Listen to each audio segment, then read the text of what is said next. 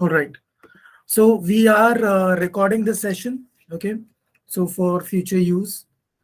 So as of now, you can actually, respond. You can unmute yourself. So I just like to understand from both of you. There are two franchisees connected. So if you can let me know, have both of you taken ATM? Yes. Yes. Okay, great. And have you received it, or you're just signed up and you're still waiting for the ATM? Waiting for that. Waiting for the ATM. Okay, excellent. So now this will be fun. Okay, so half of the presentation first we'll be talking about, when I start with the session, we'll be talking about ATM, how things work and everything, uh, why we are better or why you chose Vakrangee. We'll compare with peers. We'll not spend too much of time because we've already made the right decision as of now. So we will move on. What is the process? How you get the ATM? What are the things you do while you're waiting for the ATM? And once you receive the ATM, what are the steps? We'll be looking at that entire process, the entire journey, till the time it becomes live and you start operating the ATM, generating revenue, making money out of it. And then, in case there are any challenges or things to follow, we'll look at all those things at the end. All right. And at the end, as usual, we'll go back to Q&A. So as of now, I'll be, removing few options. One of the option is screen sharing, which I am removing now. Second option is video. Okay, so we don't want videos popping up. All right. And lastly, even the microphone I'm removing as of now. Okay. Now you have got two, three options. One is you can send chat messages. Okay, you can type your message, send it. We'll be able to see the chat. All right. Second is you can use reactions. So it could be any of those emojis. You can use that. There's an option over here for raising the hand. Let me show that to you. First, I will have to stop the screen sharing. Okay. Now I'll just share something. I'll share my entire screen so that you are able to see it. All right. Okay, that would look a little weird. Okay, you'll see multiple screens because I'm sharing my own screen, so that's why it multiplies. So over here, you have got option for chat. You can always write your message, send it over here. Okay, over here, you see these three icons. Is it visible? Triangle, square, and circle. You click on this. There is something called as Q&A. You can click here. You can actually start your question over here. Ask a question. These are some, so you can post it, and you can also post it anonymously, like without putting your name, but that's not required. It's just two of you. So, you can do that. Once I have answered it, I'll mark it as answered. Okay. If you don't want, you can remove your questions also. All right. Very simple, very easy to use. So Q&A, this is the option. You have to click on these three icons. This icon, click on Q&A, type your question. Raise your hand if you have any queries. Once answered, you can unraise it. Okay, these are emojis. You can click on this. You can send whatever emoji you want to share in case you want to share a reaction to a particular point. And that way we can respond, we can communicate. All right. So these are few options available with you. Mute has been turned on. Once you raise your hand, what I'll do is I'll complete my point, whichever point I am going through or I'm answering or explaining. Post ending that point, whoever has raised the hand, I'll ask that question. Okay, you can ask your question and we'll proceed from there. Fair enough?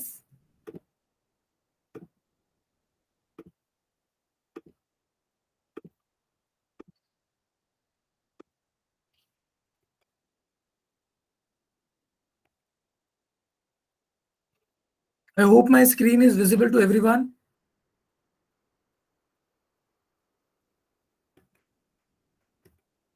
Yes, no, maybe. All right. So please use the reactions. Yeah, thank you. So that was very kind of you for letting me know. Okay, Dipti has raised her hand. Thank you. So, okay. So we are on the same page now. So let's start with the topic. I'll not take too much of time. So today, in this particular training, what is the agenda? We'll be looking at the introduction to ATM at Vakrangee. Okay. We'll be talking about Vakrangee ATM onboarding process, which you are going through right now. Okay. And then we'll talk about Vakrangee ATM service operations and FAQs. We'll also talk about cash withdrawal, cash loading, some basics, because some training will be given by engineer on site, and I'll explain you how it's done. Okay. And lastly, we'll look at Vakrangee ATM sales and revenue. Okay. So this is our agenda for today. So I'll start with the introduction. So it's a general introduction. I'll give you a brief about this industry, then about ATM at Vakrangee and why you choose Vakrangee ATM. Okay. And by the way, before I proceed, okay, I'm just starting a quick poll.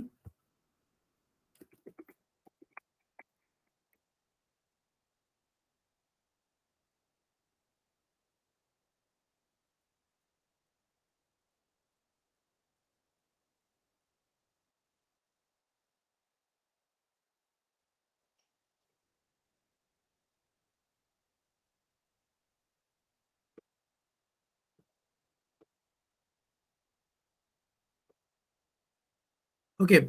Can you see you have got a question on your screen? Let me. Okay. So how do you want the session to be?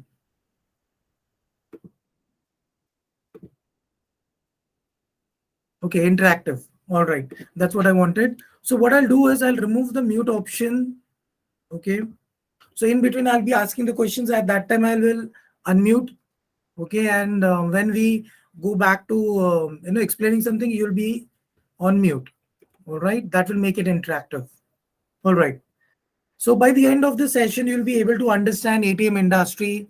You'll understand ATM at Vakrangee. So you can actually go ahead and use like why you should choose ATM, Vakrangee ATM, why you have chosen Vakrangee ATM. Okay. Now, India ranks low in world in terms of ATM density.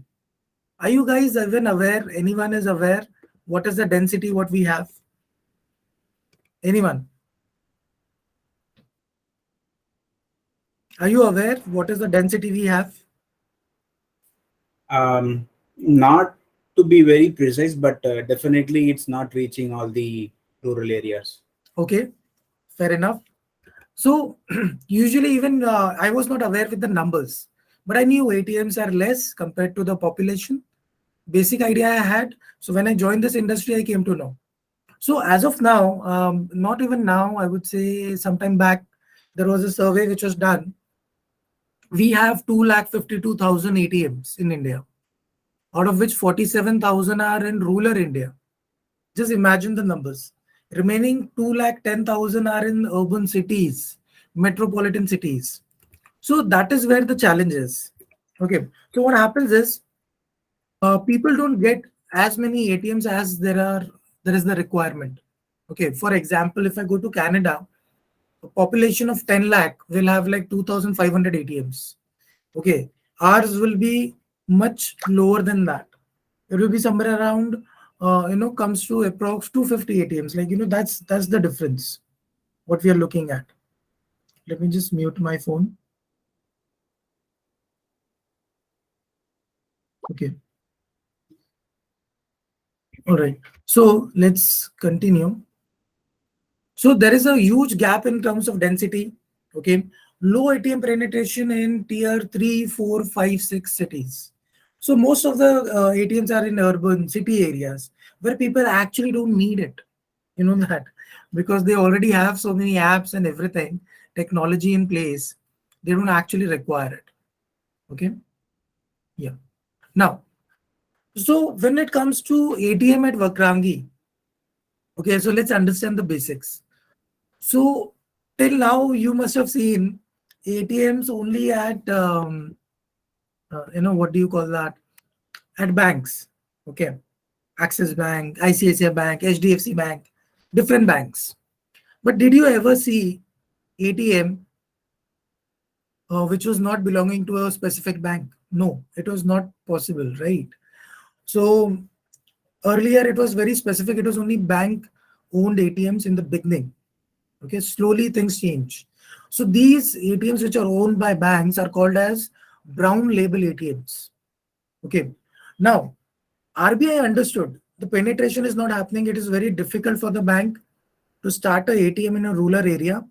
It's very costly. It's not profitable for them. So keeping this in mind, our RBI did one thing. They started white label ATMs. Now, white label ATM is very simple. White label ATM means this ATM is private. It is not owned by any bank, not affiliated or associated by any bank. It's a private owner running the ATM under RBI guidelines. Okay. So Vakrangee got its white label ATM operator license from RBI on 23rd of Jan 2014. Okay. And if I look at the numbers, so Vakrangee is currently the third largest ATM operator in rural India. It's a big, big thing. Okay. So we have got somewhere around 6,200 ATMs deployed all over India as of now. Okay. The numbers have been updated.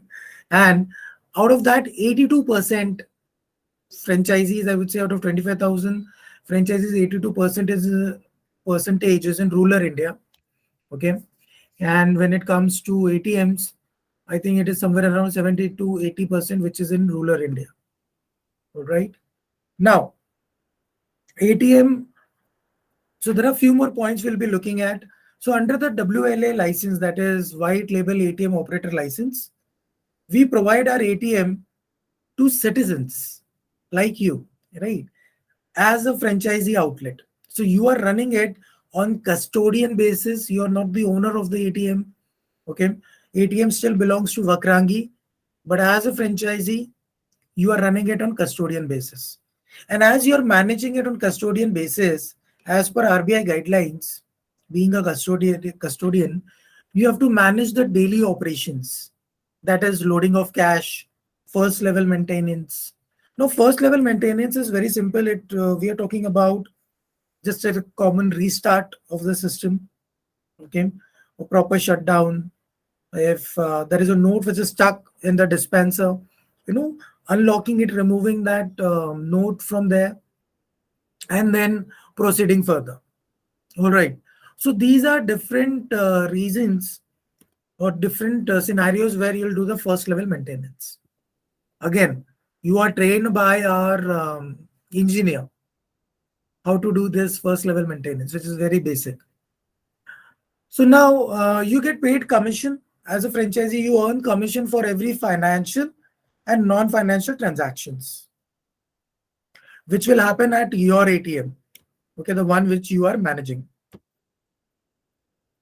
Now, a franchisee can join Vakrangee in three different ways. Okay, one is Vakrangee Kendra with ATM. Okay, so franchisee takes up Kendra with ATM model. Second, franchisee takes up only ATM model. That means the only ATM machine is installed. Third is Vakrangee Kendra without ATM. Okay, these are three different scenarios wherein or three different models to choose from when you are becoming a franchisee. All right. Pricing is very simple. One is Kendra with ATM is actually 2,09,999. And as per the new model, 2 lakh rupees is 100% refundable. Okay, that means it gets refunded. And 9,999 is franchisee fees, which is non-refundable. It's a one-time fee for a lifetime membership. Second, option 2 is all about only ATM. Okay, we can see over here. This is only ATM. This is for 2 lakh rupees. Again, refundable deposit. 100% refundable deposit. And there is no other charges at all. Now, understand one thing. When we talk about 100% refundable deposit, what does that mean? It means once you surrender, that means you're trying to say you're exiting, Okay, you're no longer in business with Vakrangee, and you decide to exit and surrender your ATM.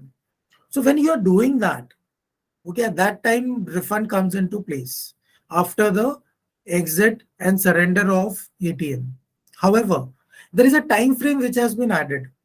That means after 5 years, 5 years and above, you exit any time, you will be given 2 lakh rupees as refund. Okay. But if you exit in the fourth or the fifth year, you get only 50% of your deposit amount. Okay. That means only 1 lakh rupees will be refunded out of two in fourth and fifth year. Years one, two, three, within 3 years, if you exit because of any reason, okay, regardless of the reason, you will be you will not get any refund. Okay, first 3 years, if you're trying to exit, you don't get any refund. All right, this is how the refund policy is for our refundable deposit. Okay, I hope I am clear with the terms. All right, now, Imran, I have two questions. yeah, go ahead. So, post fifth year, will it be automatically refunded or only upon exit? Only upon exit. Okay. And the second question is, what if we wanted to take one more ATM under the same franchisee ID, but in a different location? For that, do we have to deposit one more 2 lakh or how? Yeah, there is a refundable deposit. Okay, it means again we need to pay one more 2 lakh Yes, if we are taking yes. additional. Okay. I'll explain you everything further, but I'll just answer your query as of now. See, what happens is Vakrangee purchases the ATM from OEM, the manufacturers. We purchase it, then we ship it to franchisee outlet. Then we install it over there. We also do the grouting, that means putting the concrete underneath so that that ATM cannot be removed. Now it has been placed. Now we do the maintenance, repairs. We also replace the parts. We do everything, managing that ATM completely. Franchisee only loads the cash. That's it. That amount goes to the settlement account. Then again, they load the cash. This is what a franchisee does. Okay. Apart from that, there is nothing else a franchisee needs to do over here. Now, if you see the entire process, purchasing the ATM and everything, there is a lot of cost involved. Even the simple process of grouting, putting a concrete, requires a machinery to lift the ATM, put the concrete underneath, then place the ATM, then do the grouting process. Some places the grouting process will be a little different depending on the scenario, locations. The technical team decides how to do a lot of things. So there are so many things involved. We also have insurance of up to 10 lakh rupees for the machine and the cash. That is also paid by Vakrangee. So if you look at it, the cost involved is much higher. 2 lakh rupees is nothing in front of that compared to that value cost. Now taking a deposit gives a kind of a surety. Okay. So honestly, see, when you pay 2 lakh rupees as a deposit, security deposit, what will happen? The company must have, invested in lakhs, much more higher compared to what you are giving as a security. Still, you know that it's your 2 lakh rupees. So you would, keep in mind that, okay, I have to make sure the ATM is running. I do business at least for 5 years so that I can get my 2 lakh rupees back. Okay. So that is that is the thought what we want in our franchisees. Okay. So what will happen is, see, we are not getting anything out of it. We are spending everything for this. And when transactions are happening, we are giving you the commission. All right. So in this scenario, the whole thing is making the franchisee do business for a longer time frame. And trust me, after someone has done business for a while, they don't want to stop the ATM. Because I know franchisees who are operating ATM for a very long time, more than 5, 6 years or 10 years. And they are not stopping. They are in fact putting on more ATMs. They're looking at locations where they can install it because they have understood the business. They understood, how to manage it, how much cost is involved in running the business. So they're doing it easily.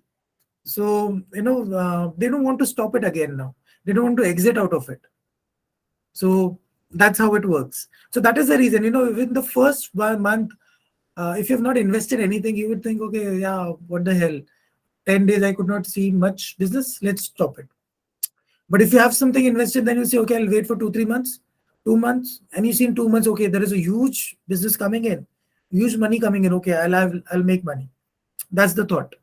Okay, so I hope I gave you the explanation. Okay, thank you. Now, third one is Vakrangee Kendra without ATM. So this is just the banking and Kendra services for 9,999. There is no refund on this. All right. So I'll just add up one more point.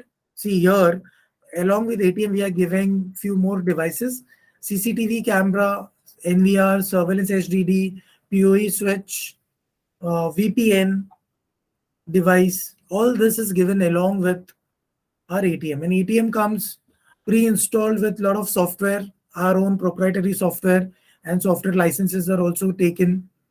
So all that is given along with ATM.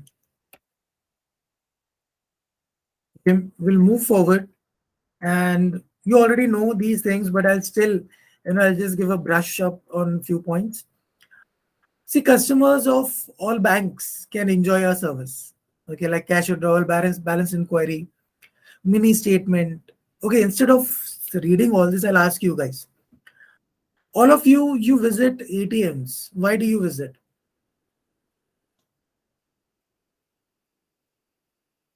You can unmute, all of you.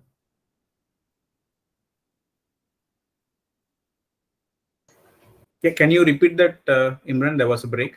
Okay, so my question is, why do we go to ATMs? Mostly to withdraw money. That's the only thing. Withdraw money? Yeah. What else apart from withdrawing money? For registering mobile banking and changing the card pin. That's the frequent thing we do. Excellent. So withdrawing money is financial transaction, and everything else which you do, which is balance inquiry, pin change, mobile number registration, all this is called as non-financial transactions. Okay. So financial or non-financial transaction, this is why you're going to an ATM. Now, which bank do you bank with?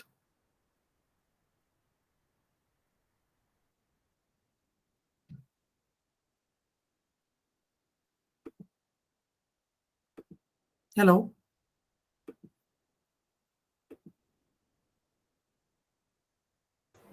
Okay, am I audible? Yes. Yeah. So is it okay? I'm asking questions. I'm trying to make it interactive. Yeah, sure. So which bank do you bank with? Axis. Axis. Okay. What will happen if you go to ICICI Bank ATM and withdraw money? What will happen? Money will come. Okay, very good. And are there any charges? There will be some charges when we Yep. do beyond the limit. All right. Beyond the limit. Now, the reason I asked all these questions is I was trying to convey a point which will simplify this slide. So when any customer is coming over here, okay, there is only one criteria. Only domestic debit cards will be accepted. Any international card or cards which have been issued outside India are not accepted. Simple. So any bank customer can come over here. It can be Axis, SBI, HDFC. They come over here. They can withdraw money. They can do all the transactions. So balance inquiry, everything they can do over here. And what will be the charges from our side? Zero. Their bank will decide. So their bank says 3 free transactions in a month, or their bank says 5 transactions in a month free, or 2 transactions in a month free. So that is something decided by their bank. So after that many free transactions, what are the charges? Again, their own bank is going to decide what they want to charge their own customers. So in short, in simple words, any customer, any Indian domestic debit card can be used in our ATM without any charges from our side. Okay. All services are applicable over here. Now, in the market, there are many competitors. Imran, I have one quick question here. Yeah, go ahead. So when we So let's assume a scenario that I have got a new ATM card from Axis. So usually to activate that card, we have to go to the ATM of Axis only. So in that case, it is still applicable, or it can be done at Vakrangee as well for the fresh card. No. See, again, this is a bank rule. Okay. So for example, if you have Axis card and if you go to ICICI ATM, what will happen? I mean, transaction it will be allowed. So since this is the first time, I never tried. So I just Yes. wanted a You clarity. won't be able to change the PIN at ICICI ATM Okay. using an Axis card. The first transaction, if bank has set a rule, they want the ATM to be set by the customer at the ATM, then it has to be followed in the same manner. Like SBI does that, they send the card, you have to go to their SBI ATM, enter the card number, then you get OTP, complete that complete process in their own ATM, and only then it activates the card. Otherwise, the card is inactive to be used anywhere else. After that step, you can go to any ATM and use it. But all banks are not doing that. Right. There are few banks who give you the ATM card and PIN directly at home, or they send you the PIN and you have to either get it done from a mobile banking option or an app, or you call a toll free number, get it activated via that process. So there are certain steps which are added. Some Right. they just give it to you, you use your first transaction in any ATM. So basically, this is where the home bank, okay, their own bank is going to decide. They have the decision with them. They have their authority in short because it's their ATM card, okay, their debit card. So they make the rules for their own customers. So nothing to do with us. In case the bank allows the first transaction at our place, we can do it. In fact, any ATM can be used, any bank. Great.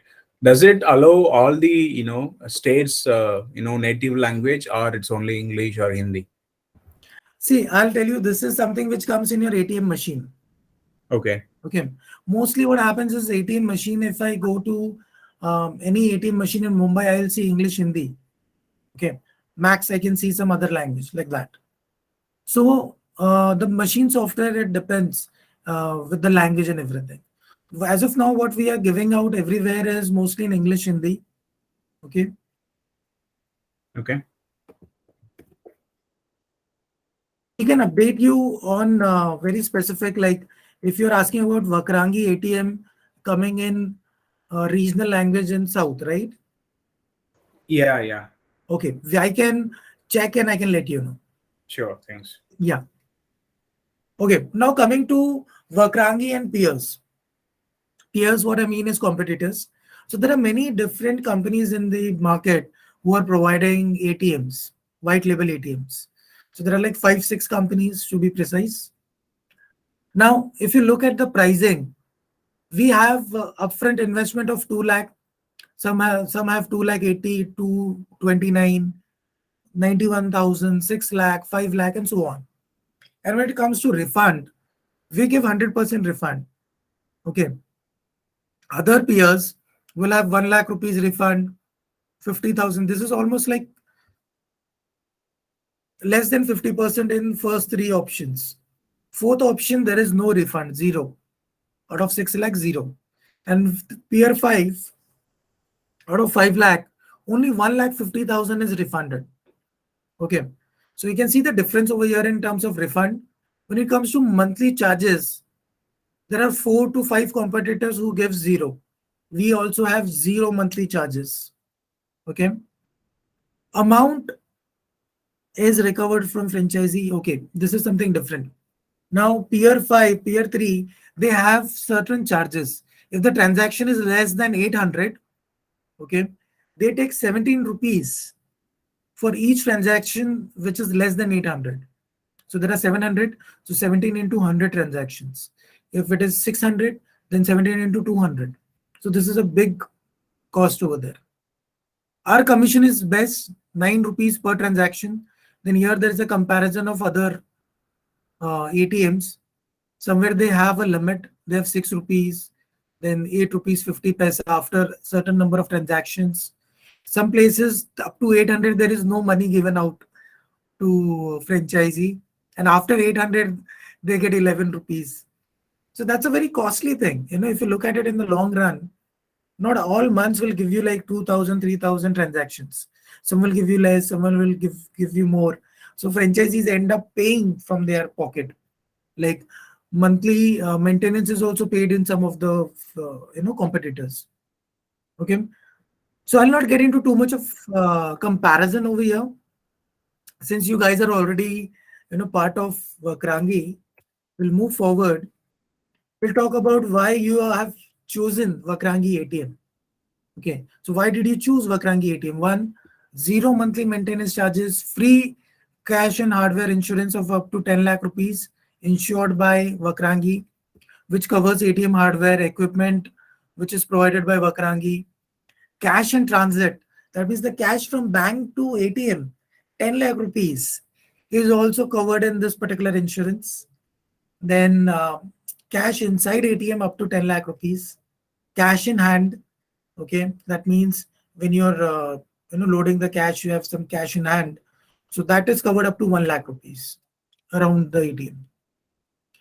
Now coming to transactions, okay, now see, there are two models.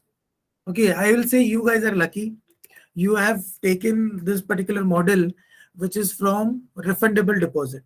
Earlier we had a non-refundable deposit wherein people were paying more than 2 lakh rupees and that was not refunded. Okay, and for them the transaction fees was different. So we'll proceed. This is your transaction fee. Every cash withdrawal which is done at your ATM, you will get 9 rupees. Now understand, this 9 rupees is excluding GST. With GST it is 10 rupees 62 paisa. Non-financial will give you 2 rupees 50 paise, and with including GST it will be 2 rupees 95 paise. Now understand this, whenever the transaction happens, whichever month, plus next month 15 days or within 15 days you get your commission. So for example, this is say Feb month. So whatever transactions happen in Feb month, you will get the commission by next month, that is before 15th of March. Okay. Now this is for the non-refundable deposit. Since you guys are not taken, any one of you are not belonging to this category, we'll not spend time on this. We'll move forward and we'll look at refundable deposit, the earning potential. Okay. So basically we are just multiplying, showing you an illustration of a monthly earning scenario. Okay. So for example, if I talk about Vakrangee, now here we have taken an example. Say there are 100 transactions happening in a day.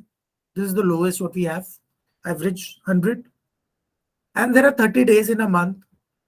And total transactions which happen in the entire month are 3,000.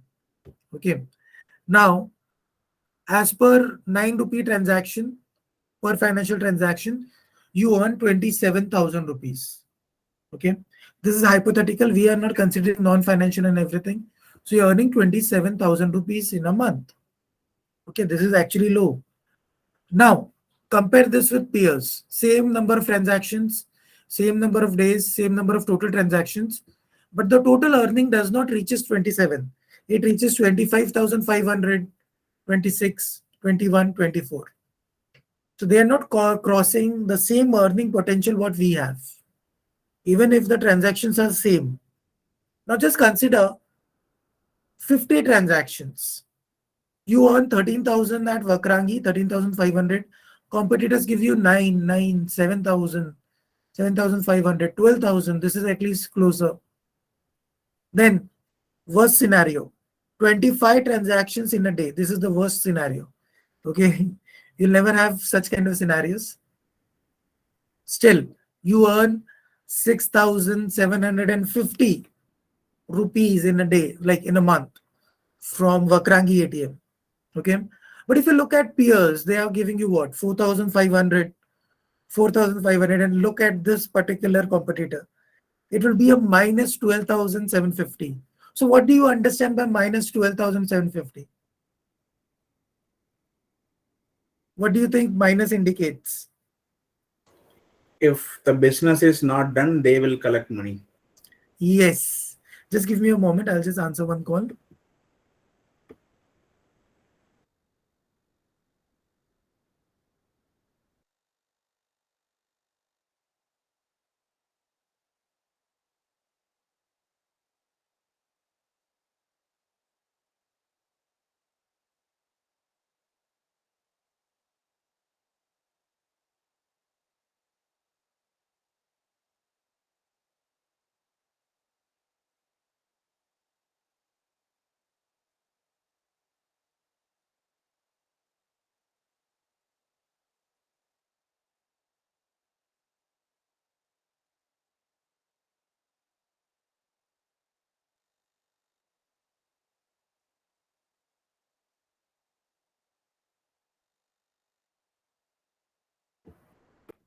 Okay.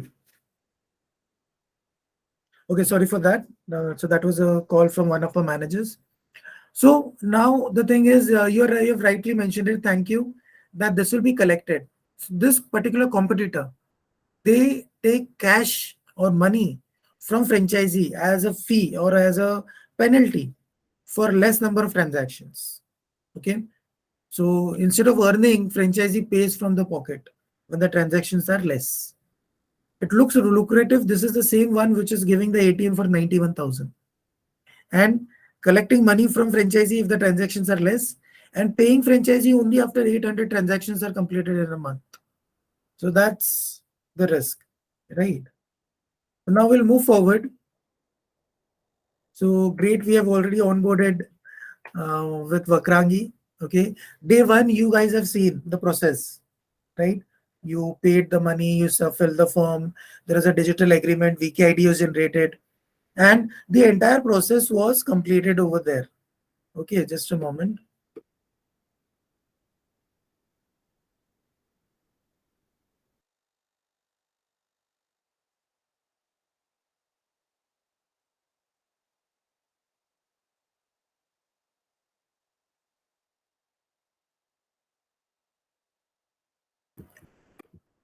Okay, so let's look at it. So in this particular part, we'll be looking at the onboarding activation of ATM. So what is the prerequisite? What are the activities to be done while onboarding or after onboarding? And what is the definition of a successful onboarding? Okay, let's look at it. We'll start with the ATM setup process.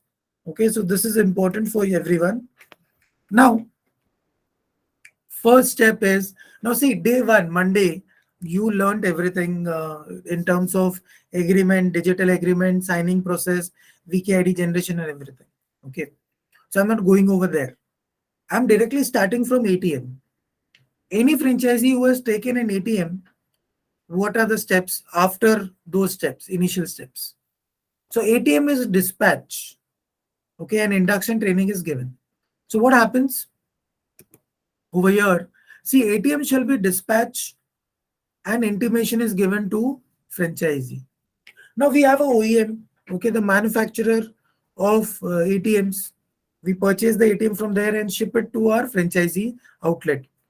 Now, in that outlet, it will reach. It will take average 15 days. Okay, this is the average. Now, it might differ for someone. There are certain reasons, like if the person, the franchisee is very far from OEM. Okay, the ATM manufacturing company, they are very far. So shipment is taking time. One. Second scenario, it's a very rural area. There are no proper roads, no proper connectivity. So the transportation is taking time to deliver the ATM. So these are two scenarios where it might reach 1 month or more than that. Otherwise, as of now, we have seen only average 15 days. So now what happens? So once the shipment has started, franchisee gets a tracking number. They can track where the shipment has reached. They can find out exactly where their shipment is moving. Okay, so that is done over here. Second, the ATM machine, we also send few more things. One is CCTV camera, NVR, surveillance HDD, PoE switch, and we also send a VPN device. Okay, all these are delivered at the outlet along with ATM. Now, as I told you, it takes 15 days. Okay, so as soon as franchisee joins, our onboarding officer calls them up, please join for our training. We send them emails, please join. Now we start the training process. We start training them what you're supposed to do, what are the steps to take, and so on. And also someone is assigned as a relationship manager to guide the person, the franchisee, with the process, the basic steps. Okay, so it's done in a virtual meeting. Now, what are the pre-delivery checklists or post-delivery checklists which a franchisee should be aware of? We'll look at that. Okay, so first comes pre-delivery checklist. So pre-delivery, there are 4 or 5 things. Okay, first of all, our franchisee needs to do earthing. You understand what is earthing? Okay, great. So earthing, the franchisee needs to do earthing in that particular site. Second, get internet connection of up to 10 Mbps. Third, get a UPS with battery backup. That's a complete inverter setup for ATM. Okay. Fourth, open a settlement account. Now, this settlement account is actually ATM settlement account, wherein it is mapped under ATM head, okay, in banking, when the bank account is open. And due to Section 194N of Income Tax Act, there is no TDS deducted. Okay. Now, second is post-delivery checklist. Once the ATM is delivered, at that time, franchisee should install. See, ATM came with a lot of things, CCTV camera and everything. First step, place the ATM exactly where it should be installed. Place it in that corner. Done. Second, CCTV setup, CCTV camera, NVR. The entire setup should be completed using local technician. Okay. VPN should be set up. VPN is just a device. From router, the cable comes into VPN. From VPN, it goes to ATM. Okay. There is some configuration required. Our SPOC will guide the franchisee. Now, RBI guidelines, franchisee is supposed to take a printout and put it on the wall. Okay, that's one. So wall, it should be in such a manner it is above the ATM. I'll show you the pics ahead. Don't worry. Put some stickers on ATM. Okay. Fourth, go through the ATM setup and training, cash live training. So franchisee, so engineer visits, does the installation, does the complete setup, then trains the franchisee how to do cash loading and how to make the entries and everything. So if you see, first portion is ours, delivering the product and giving you the training. You have to do pre-delivery, post-delivery is your work. Then after that, ATM installation, activation is our work. Okay. And giving you training, live training is our work.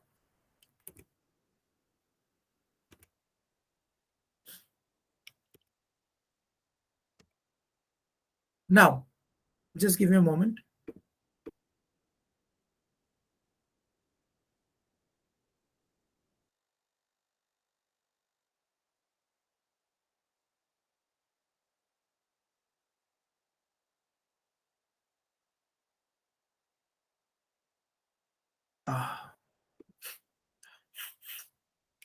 Okay. Now we'll continue. So pre-delivery checklist. So what are we supposed to do under pre-delivery? See, when the ATM is being shipped, there are 15 days. Okay, average.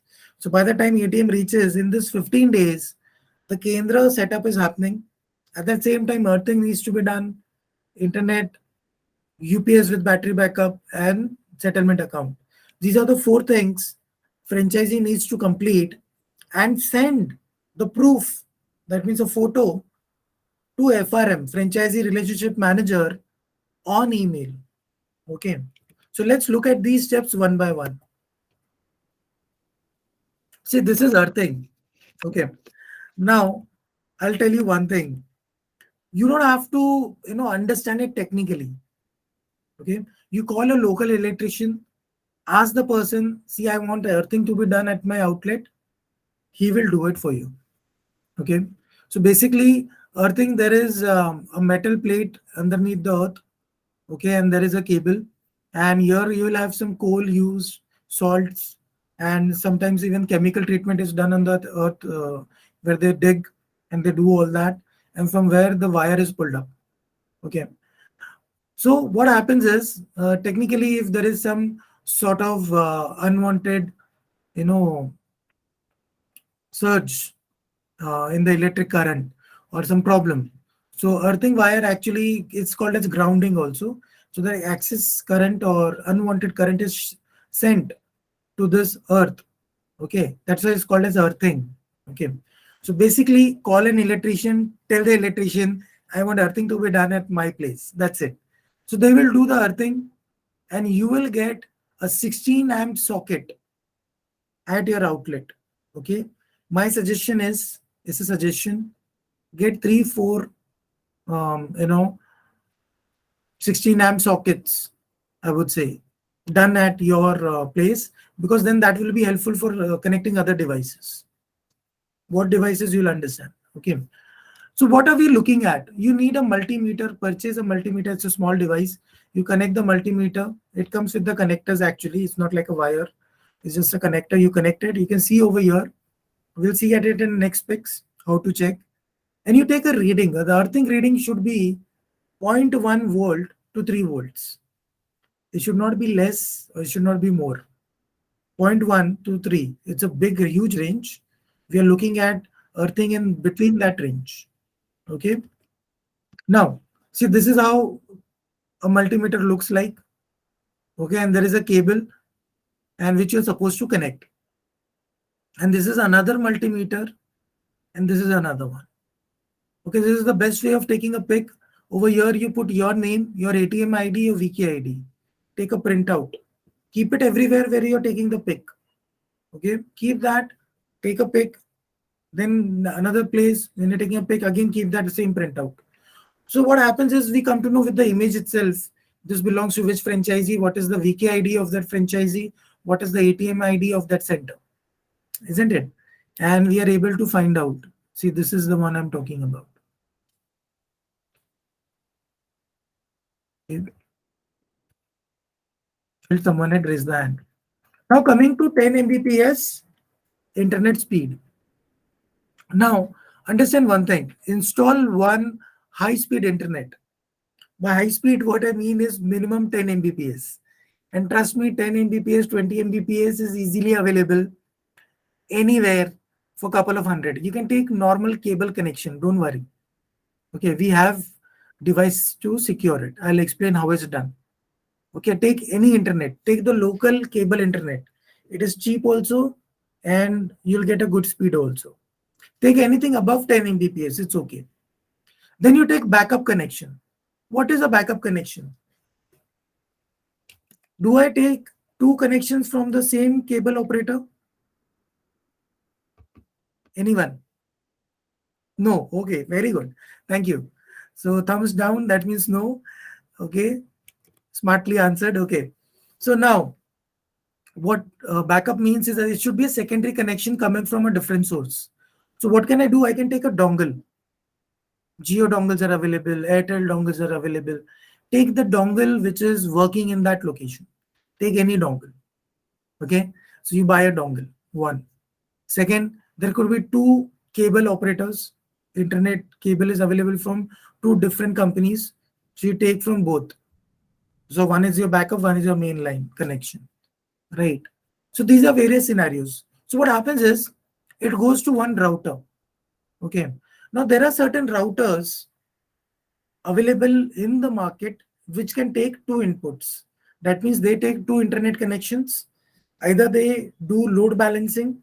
Load balancing means they will divide and use the internet, or else they'll stay on main line, and when the internet goes off or becomes very slow, they switch to the second line. Okay, it's available in the market. We don't have to do anything. Just purchase a router which comes with dual input connection. Okay, so that's what we need to do. Next, what happens after that? So we do a speed test. On speedtest.net, we are supposed to go ahead and do a speed test. Okay, and the speed should show that the speed, there are two speeds which are actually shown, upload speed and download speed. Okay, so it should be above 10 Mbps. All right. So my suggestion would always be take anything which is above 10 Mbps. 20 Mbps plan would be the best. Okay, that is the minimum speed required is 10. So anything above that is going to help. So you'll take a photo of this, okay, of monitor with the speed test. Keep your printout below that. Okay, so it's a proper photo. Third, now you're supposed to purchase a UPS. Many places they call it as an inverter. Okay, so UPS with battery backup. So what happens? So we have our 16 amp socket which has earthing in it, right? So earthing is there. Now from here there is a UPS connected. UPS has its own battery backup. 3 batteries of 65 Ah, okay, can power our ATM for 3 to 4 hours. Basic calculation. But there are various calculations available. This is a 1 kVA UPS. Now, if you go in the market, you can check with your local UPS dealer. Okay, don't rely on me or on the spot. No, check with the local UPS dealer because there are various companies available in the market. UPS are various 1400, 1800, 2000. 2000 I think would be through kVA, I think so. Okay, so now there are various ones available, and depending on that the battery setup can be done. So instead of 65 Ah they might have 150, that's 300, right? Some people have 2 battery setup, 200. So that's a huge setup, right? So it all depends. Check with your local UPS dealer. Okay, and now from this UPS there is an electric current coming and which is going to the ATM. This is how we have to power our ATM. For that we require UPS with battery backup. Okay, clear? Now how do we take a pic? Same, our printout should be ready, your name, your ATM ID, your VK ID. Keep this printout, take a pic of your UPS, purchase a UPS which has a display on it. Okay, not just the indicators. It will be 100, 200 rupees costlier, but it will have a display unit on the top. You can see over here also there is a display. How is it helping? See, these are batteries. This is a UPS, vertical. Okay, this is a horizontal one. So this display has numbers. It is displaying numbers. What numbers? It will showcase between 220 to 240. Okay, this is what we are looking at. This is the ideal range where your UPS should be, 220 to 240 watts. Okay. Fourth is your settlement account. All right. So we saw 3 technical things as of now, till now. Okay, and I have told you exactly what you're supposed to look at in those 3 technical scenarios. Fourth is your bank settlement account. Now, this bank settlement account, what are we going to do?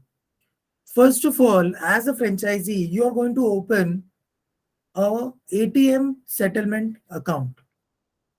Okay, how and why we are using it, I'll explain it later on in detail, how the entire process runs. Okay, so you'll go in the bank, you'll open a ATM settlement account. Now, what is a ATM settlement account? It is a current account. Okay, it is in franchisee's name. It is mapped under ATM head, and there are X number of documents which are to be given along with that.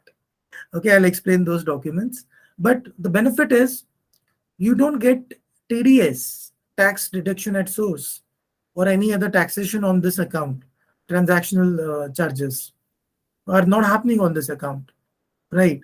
Now, let's understand what are the documents required. First of all, there's a gazette notification for waiver of TDS to WLAO franchisees. What do we understand? So Government of India has given this gazette notification. is a waiver of TDS. That means there should be no tax deduction at source, no TDS on transactions happening for white label ATM operators. Okay, and they are franchisees. Third, oh sorry, second, Vakrangee White Label ATM RBI license. Now RBI has given Vakrangee a white label ATM operator license, right? So you need to give that copy over there. Third, franchisee agreement. Now this is the agreement which happened between Vakrangee and franchisee. You already have a digital copy of it. Take a print, keep that along with that. Okay, so this is RBI license for white label for Vakrangee, and we are running it as custodian because we have a agreement, company Vakrangee franchisee agreement, right? That's how it works. Fourth one, account opening request letter along with TDS exemption request. So we'll give you an account opening request letter. On that, it will be mentioned that please waive off the TDS as well, TDS exemption. Along with that, there will be one more document, which is section 194N of Income Tax Act, which will be attached in this set. And plus your KYC. So ID and address proof and whatever else your bank wants. Okay, so that is apart from these 5 documents. Okay, one more thing, in case any one of you has a loan, business loan, there is one more waiver which we give. I'll explain that later on. So now you open your settlement account. Okay, it will be on franchisee name. You get the TDS exemption. Okay, an ATM account will be tagged in bank while opening the account. Basics. Okay, done. And these are the documents which we have already seen. So this is Annexure 1, which is actually Government of India Gazette notification. Okay, for waiver. Annexure 2 is our license, RBI license. Annexure 3 is your settlement account. 1 minute. Yeah, Annexure 3 is your account opening request letter. Okay, and TDS waiver. Fourth one will be, now this is given on case-to-case scenarios. Okay, Annexure 4. So in case you have taken a loan, so as per RBI old rule, like current, it's still active. So if you've taken a business loan, you cannot open current account in any other bank. That means I have a business loan from ICICI Bank. I cannot open my current account in Axis Bank. It's not allowed. It's wrong.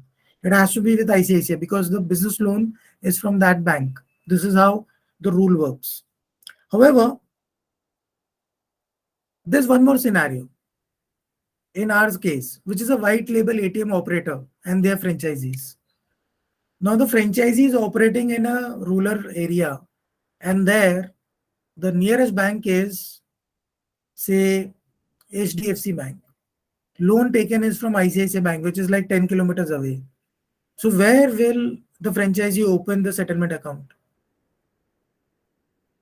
Will it be in HDFC or will it be in ICICI?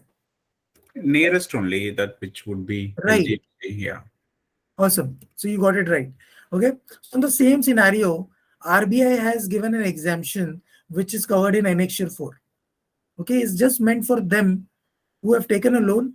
So they don't have to get into that tedious, process of going to a long distance. They can go to the nearest bank branch. Okay. With the same logic, they have given Annexure 4. Now, the franchisee needs to check the cash withdrawal charges before opening the account. So I'll tell you, there are certain banks like Bank of Baroda, Punjab National Bank. These banks, they charge for cash withdrawal like anything. There are huge charges for cash withdrawal. So what happens? So whenever you withdraw cash, okay, there will be huge charges in Bank of Baroda, Punjab National Bank, and so on. So check. It means that basically all the banks charges withdrawal fee, but these banks charge more when compared to other banks. So I'll tell you, if you go to most of the banks, if you're running white label ATM, so mostly they don't charge you for cash because you need cash on daily basis. You're giving a service of white label ATM. So most of the banks don't charge. There are very few banks who charge, and there are few more in that few who charge very high. Like Bank of Baroda and Punjab National Bank, the charges are very high. It becomes very difficult for a franchisee to actually make money on that situation, right? So it's always Today, advisable to check. today I visited SBI here, which is near to me. So the bank manager is, not aware of such account opening because this is the first request has come in.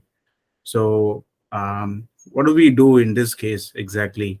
So you So, can ask him to check with his own heads or seniors, because this is something every bank person is aware. Because most of the bank managers, they've gone to that PO certification, okay, or that blank bank clerk examination they have to go through. In that, BC point is covered as a topic. okay, BC point, white label ATM is already covered. So they understand what's a BC point. You can give an example. This is similar to BC point. This is a white label ATM, not owned by a bank. This is a private ATM giving service in a rural area where bank ATMs are not there. mm-hmm. Okay. So you can give that kind of an you know example. Okay. Yeah. So next is so once you try talking to the person, if there are challenges, you'll have the number of your franchisee relationship manager on your VKMS homepage. There will be number.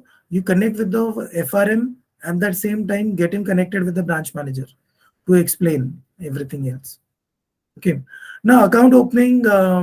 Okay. So we need to update the details on VKMS along with check and everything that is covered in Annexure 5. So look at both the annexures.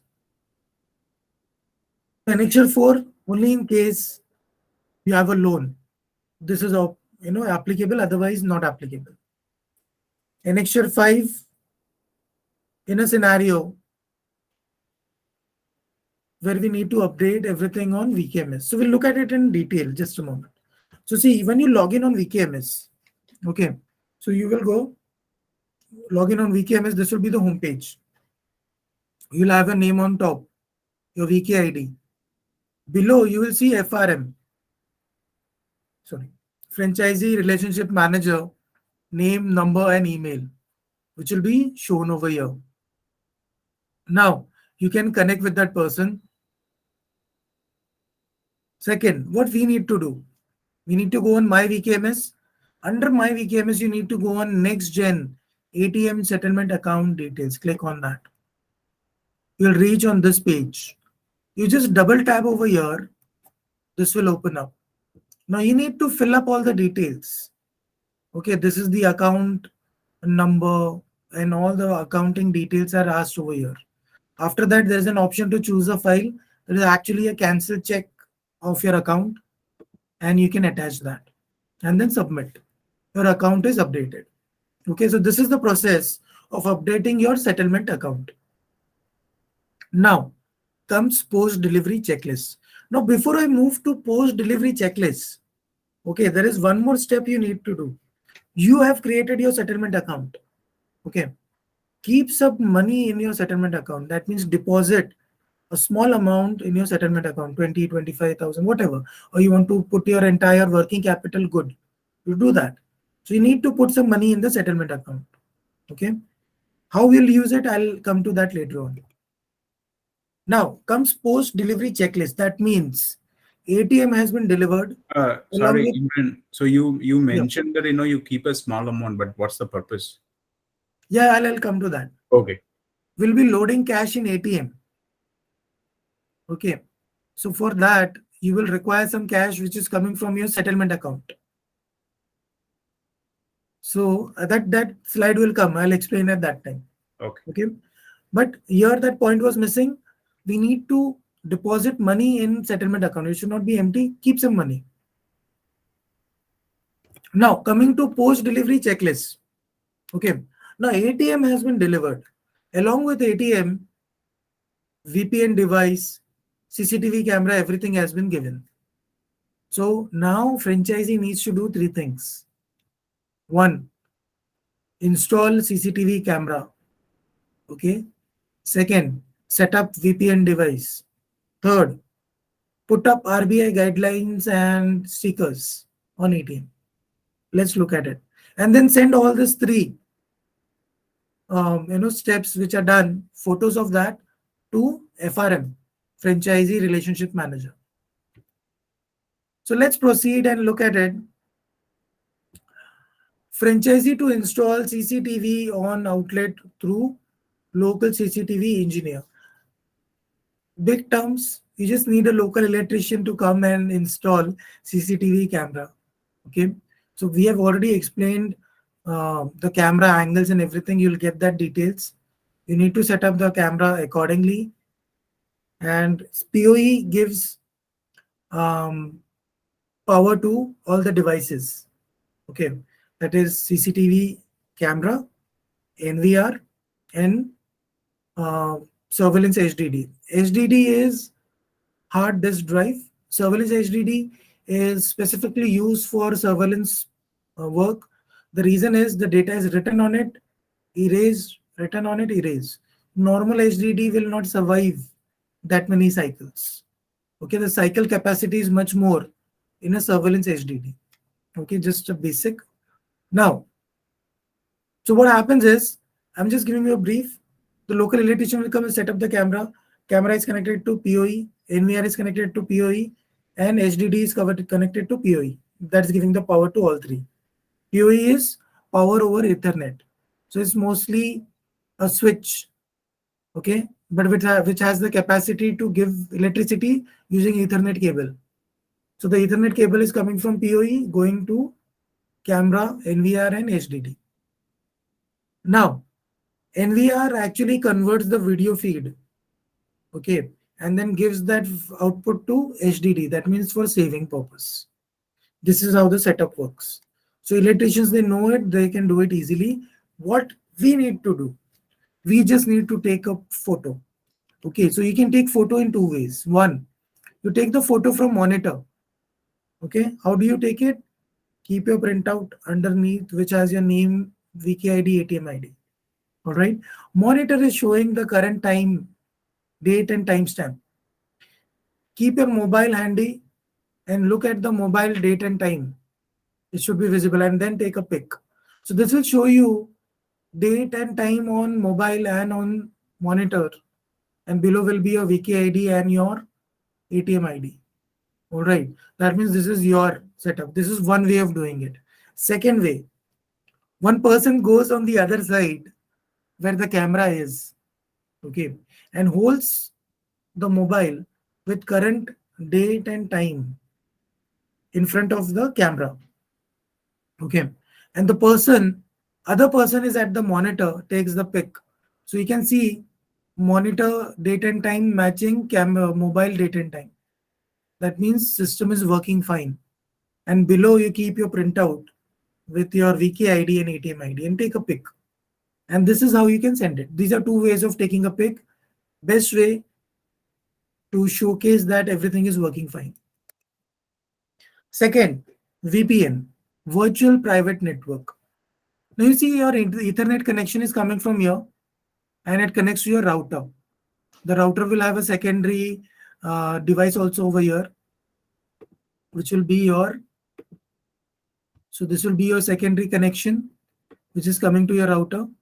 And this is your primary connection. Okay, both are coming to the router. Now this connection is going to your VPN. This is the VPN device we are giving you. All right. Now from here it goes to your ATM.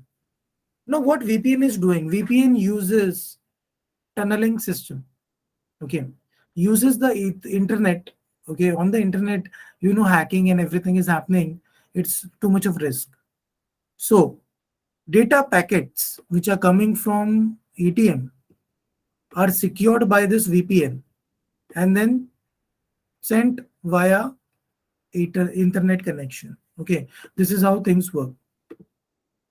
So in short, if you're using VPN is securing the connection or communication between ATM and Vakrangee server, ATM and bank server.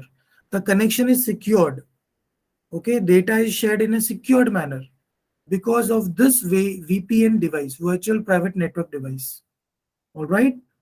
So we do not connect to internet without this device. Now, third is stickers and RBI guidelines.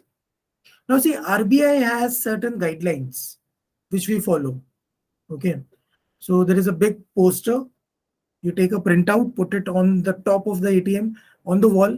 So where you have the ATM, you can see the person who is using the ATM can easily see in the top and find that RBI guidelines. You can also put it on the side. So when they are doing the transaction, they can see on the side RBI guidelines are visible. These are two ways of doing it, right? Left or right, that's okay. Okay. Now, ATM ID, location type, help desk number, and these things are coming on a sticker. This will be emailed to you. So you take a printout and you stick it on the ATM. So when they're doing the transaction, something happens. They can call the help desk number, customer. They can mention over there, okay, what is the location type, metro, non-metro, and what is the ATM ID. So the help desk number, person who is answering, will be in a better position to help them and guide them. Okay, it will be very easy.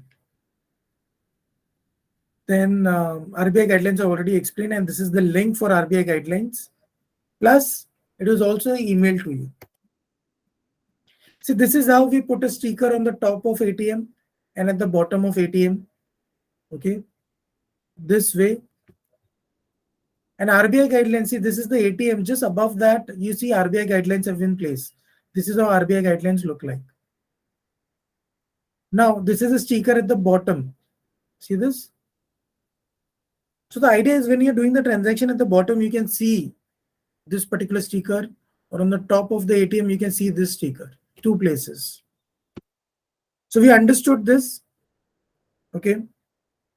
Now we'll come to the next part. Okay. That is after post-delivery checklist. So you did three things and now you send that images on an email to your franchisee relationship manager. Okay. Now the franchisee relationship manager will connect with the other teams, onboarding team, okay, the stores team, and plan an engineer visit for you. Okay, pre-delivery done, post-delivery done. Now comes our engineer visit. Okay. Now when the engineer visit is happening, you have to keep few things in mind. One, you should be available on the site for complete duration. Okay, don't do that you are the franchisee and someone else is there. Don't do that. It's just matter of one day, because that day is important for you. You learn a lot of things. Okay. Second, make sure internet is available and working. If there is some planned outage, do not call the engineer. Call the engineer on some other day. Don't call the engineer. Okay. Make sure you have a backup internet connection. So anything happens, at least there is a backup and everything is running smoothly. Right. Third, no planned outage for electricity. If you stay in a village, for example, where electricity goes on every Friday, every Saturday, or some such date, it is fixed. It goes for X number of hours. It is not advisable to go ahead and call your engineer on that same day. Reschedule it for some other day. Okay, when you know there is no electricity issue happening on that particular date. Fourth one, the ATM settlement account. Withdraw the money from ATM settlement account and keep it with you.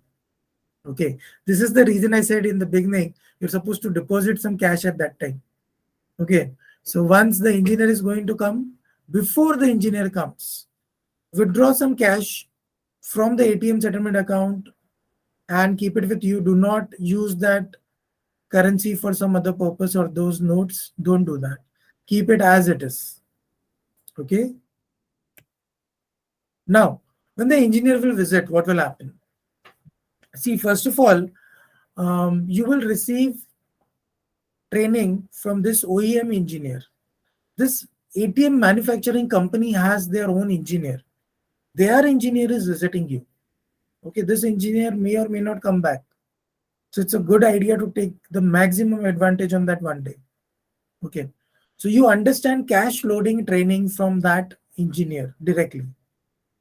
So that person will train you how to remove the cassettes, how to load the cassettes. You make sure you label the cassettes.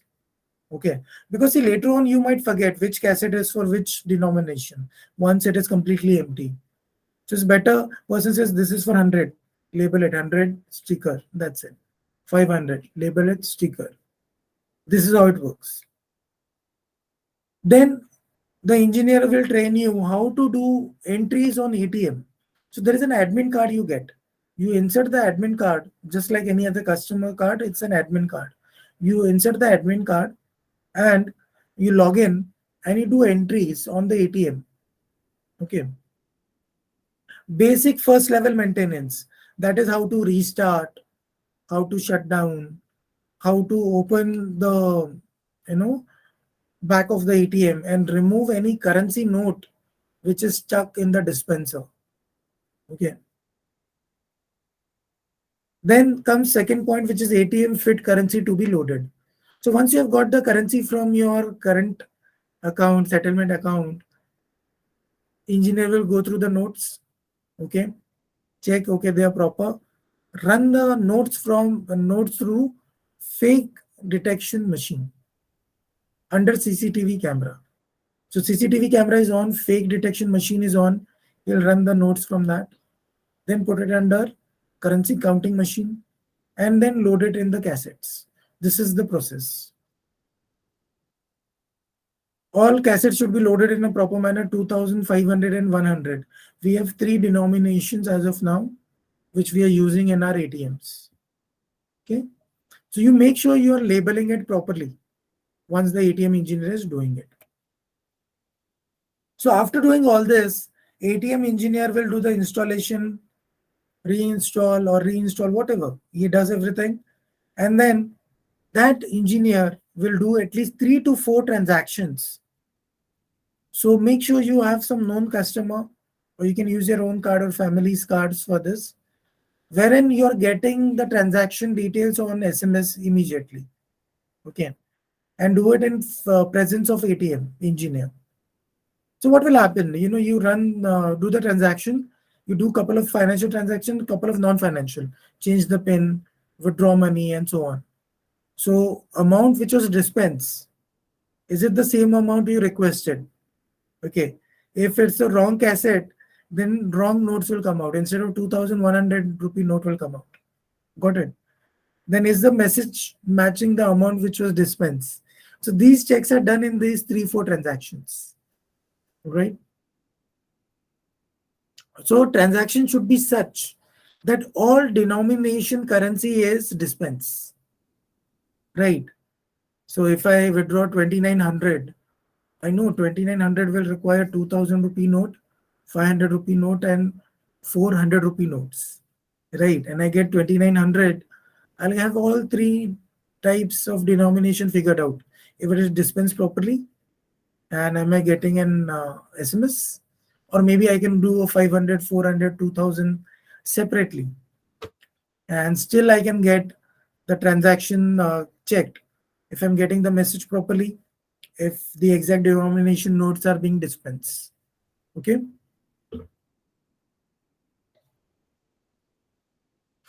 Then we check in these 3-4 transactions if the same amount is deducted from the bank. Same.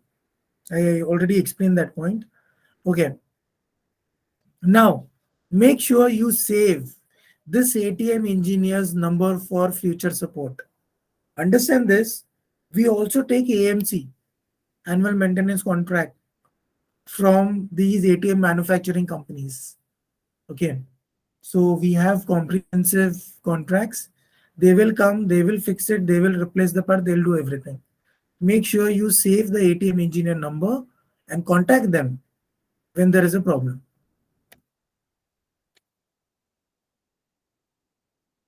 Now, FRM, your FRM will also train you on few things. Like once you do the cash loading on machine, the same information needs to be updated on VKMS. Documents to be provided in Annexure 9. So the documents which we talked about earlier, same documents even FRM will email you. So you can take that and give it to your bank. FRM will also assist you in, for example, on VKMS, you're not able to do the cash loading properly for the first time. He'll explain you or guide you how to do it. Then if a franchisee will carry out the VKMS, okay, fine. Then you carry out all the details on daily basis. Okay. Moving forward comes Annexure 9. Now this is a training which is given by your FRM. Okay, basically it's just about, couple of clicks. When you click on it, which on VKMS, which tab you select. Okay, under then which sub tab you go, and you make an entry of the cash which has been loaded on machine. That's all. Definition for successful onboarding. Very simple. One successful financial transaction, one successful non-financial transaction. Okay, by that I mean proper amount which was punched in, the same currency was dispensed, same message was there on my mobile phone. Okay. And lastly, the most important, franchisee has understood the training which was provided by the engineer for ATM and training for FRM from the FRM. Okay. Now we will move on to part 3, which is about ATM service operations. So we start with service operations, cash loading, payout cycle, and do's and don'ts. Okay. Here we'll talk about a lot of things, how to carry out cash loading in ATM, commission structure, typically observed issues and their resolutions, do's and don'ts. And we will also be looking at some frequently asked questions, compliances to be followed. These are RBI compliances. And we'll look at some key start of the day and end of the day activities to be done by franchisees and key activities for FRM. So even your FRM needs to do something. So you should also be aware. Okay. So by the end of this training, you'll be able to understand ATM service operations and daily activities. So we'll start with how to carry out cash loading in ATM. Okay. So we'll look at the overview, cash withdrawal from the bank branch, then cash loading in the ATM, then daily Excuse me. ATM settlement amount transfer, Excuse and me. franchisee to ensure ATM. Okay. Yeah, go ahead. Yes, I am kit because I want to pick up the daughter. Okay. So you will be leaving the training?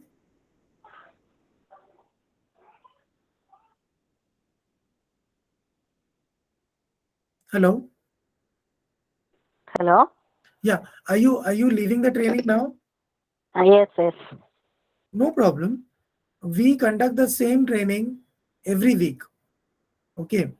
So this Okay. week, if you miss, next week again on Wednesday we have ATM.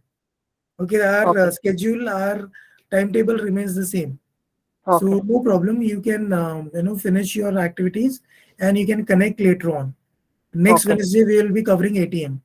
Monday Okay. to Friday topics are fixed. Okay. Okay. All right. So we will continue with the rest of the participants. Okay. Thank you. Thank you. Okay. So rest of the participants are there, right?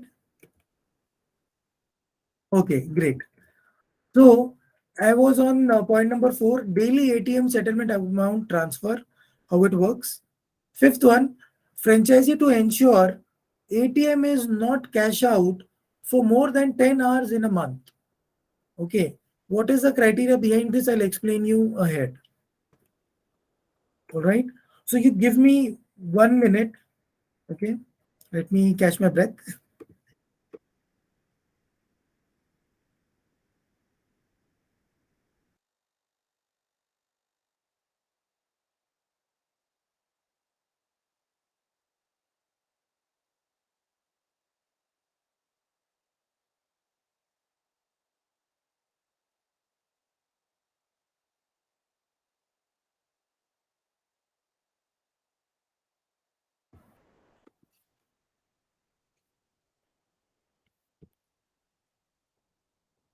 All right, so let's begin. To start with cash management process, how to carry out the cash loading in ATM. So step one, you're looking at franchisee withdraws ATM fit and genuine notes from ATM settlement account. Okay, so you go to the bank branch. It should be a scheduled bank. Okay, it can be cooperative, it can be any bank, it should be a scheduled bank. Okay, so you go to the same bank branch, withdraw money from your settlement account only. No other money is allowed. So you withdraw and then you come to ATM. Now you cannot withdraw more than 10 lakh rupees. See, we have a limit of 10 lakh rupees. There are two major reasons. One, we have insurance which is up to 10 lakh rupees. Okay. Second, there is something called as CRA guidelines. You must have seen these armored vehicles going around with armed guards and everything. Okay. That comes under CMS service, cash management service, but that is as per the CRA guidelines. Okay. So CRA guidelines mentions or is applicable only on amounts which are above 10 lakh rupees, which are being transited from bank to bank or bank to ATM. So anything above 10 lakh rupees, CRA guidelines are applicable. So what if I carry less than 10 lakh rupees? Then CRA guidelines are not applicable, or else I'll require vehicle with armed guard with me. That means a guard carrying some kind of arms or guns, okay, or gun. Okay, so that is point one. Second, so you reach ATM, you are carrying less than 10 lakh. First step, you put placard, we call it as, or a card. Okay, you put a board over there, ATM under maintenance. Okay, even before doing that, try to pick up a time where less people go on ATM, like afternoon time, where the rush is less. Don't go in peak hours, morning or evening, where there are many customers. Okay, go in afternoon, where there are less customers. Now, once you're there, put a board outside that ATM under maintenance. Close the door. Safety, right? Now, once you've closed the door, under the CCTV camera, the cash you have got from bank, pass it through fake currency detection machine under CCTV camera. Then pass it through currency counting machine. Then load this cash in ATM. All right. And this is how you will have completed the first step. Now, customers who come to your Imran, yeah, basically the currency counting and the fake detection happens simultaneously. It's not like two different process, right? no, there are different machines available. Okay. Okay. So when we talk about currency detection or fake currency detection machine, so there are different technologies available in the market, IR, UV, and so on. So these machines, they have their capacities, 100 notes, 200, 500, and so on. Currency counting also comes with different capacities. Now, the latest ones, they come with two different technologies together. That means it will check for fake currency and also count the number of currencies and give you the output. Okay. Now, this is the machine you are going to buy. We give you the specifications. We say anything which has a capacity of 100 notes, we are okay.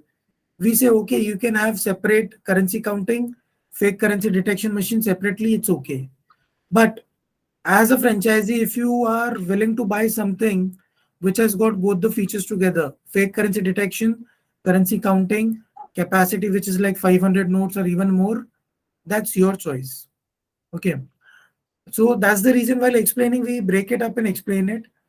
Otherwise, franchisee will be under the impression that, I have to buy something which is very costly. Nothing like that. You can buy two separate machines. They also do the same task. Cost will be a little lesser. 100 capacity is the cheapest ones which you get. Okay.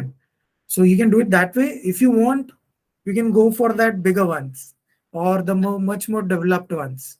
It's completely your choice. There is no restriction. All right, we are clear over here. Now, moving over here. Now, the money which is loaded, okay, in your machine under CCTV camera. Okay. So what happens is whenever a customer, now after doing that, you also do an entry in VKMS. Okay.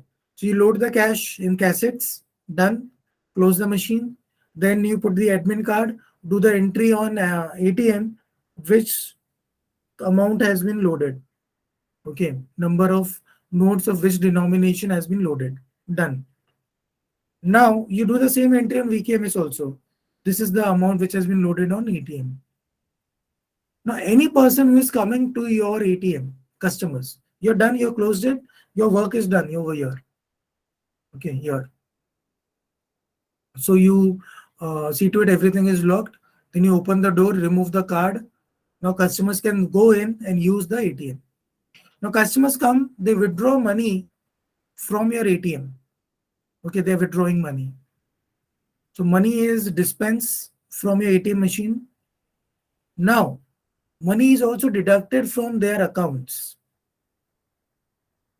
So these deductions which are happening. So for the entire day, say for example, there were 1 lakh amount was dispensed from your machine. And there were 100 customers who came to your ATM, and everyone took different amounts, 500, 1,000, 2,000, X amounts, and total amount dispensed was 1 lakh rupees. So end of day, settlement will happen. So this is done by NPCI. So NPCI does a daily settlement. Okay. Now, this daily settlement is transferred to Vakrangee's ATM-wise settlement account. Okay. From Vakrangee's sponsor account. So first the amount is pushed into Vakrangee's sponsor account. From sponsor account, it goes to Vakrangee's ATM settlement account. Okay. And it goes to your actual franchisee settlement account. Okay, this is how the steps are happening.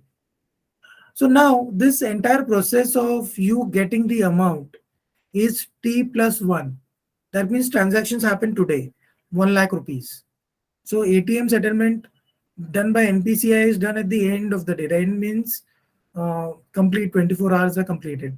Okay, then NPCI is doing the settlement for all the transactions. Okay, so you get it next day. Next day you will get your entire 1 lakh rupees. All right, in your settlement account. Then again you withdraw from there. Again go and load in your ATM. And this is the cycle which keeps on continuing. Now we need to understand one thing. Okay, that is to keep this cycle running smoothly, keep at least 3 days working capital. Why? Because see, you're removing 1 lakh, okay, depositing, the amount is over by the end. Next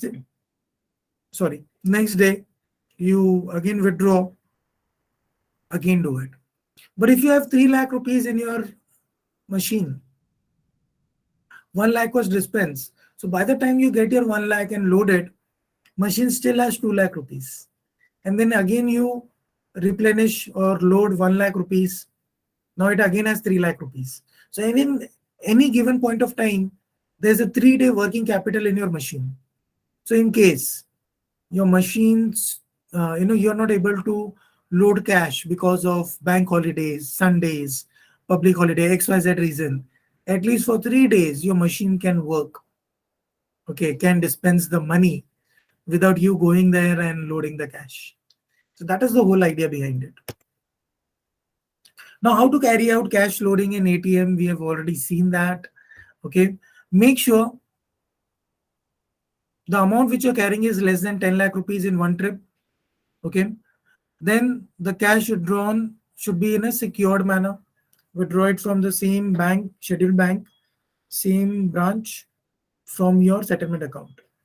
Do not use public transport for transferring the amount. Okay, amount. See, we don't recommend two-wheelers. I'll be honest, but still, if we have only two-wheeler, then what do we do?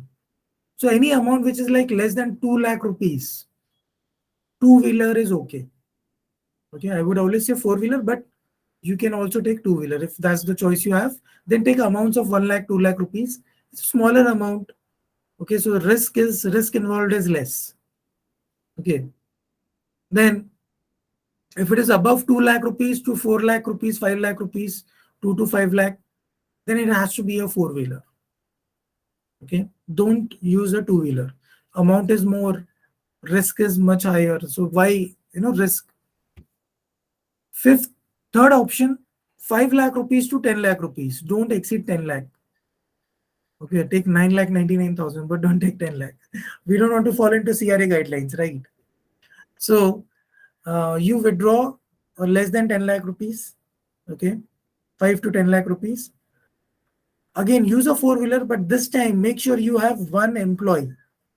I'm not saying family member. Okay, I'm not saying relative. I'm saying one additional employee. Okay, keep one employee with you. See, these guidelines which I'm giving you, we have an insurance of up to 10 lakh rupees. Okay, cash in transit is covered up to 10 lakh rupees. Okay, anything above 10 lakh rupees will fall under CRA guidelines. And if we are not following the CRA guidelines, it is not getting insured also. Right, makes sense. So it is less than 10 lakh. And we follow the guidelines. We are using a four-wheeler. There is an employee with us. And still something happens, insurance covers it. All right. No cash loading or cash transportation activities should be done after 5 p.m. There's a reason behind it. See, after 5 p.m. is the peak hours. Okay. A lot of customers come in the evening for withdrawing money. Do it in the afternoon. It is much better. And safety wise, evening time, the traffic is much higher. You will be stuck in traffic. Chances of, something happening in a traffic zone or traffic area is much higher compared to afternoons where the roads would be free. You can, rush to your ATM as soon as possible. I have explained this. You close the Kendra, close the shutter. Okay. Put a please wait or maintenance in process placard or display outside Kendra. You need to pass the cash due to in currency counting and fake currency detection machines. Okay, under CCTV camera. Then the counters need to be updated on ATM. That means you do the entry on ATM. Then you do the same entry on VKMS. Then at the end of the day, you do a daily ATM settlement account transfer. You check the settlement amount transferred to Vakrangee sponsor bank to your bank. Just check on daily basis. Have you got the amount or not? Is it more? Is it less? When can it be more? Transaction failure. Amount which you receive is much more than what was dispensed. That means someone's transaction failed. So that amount will be reversed. Okay, so it's better to report the amount before, and that will save you from any sort of charges in future.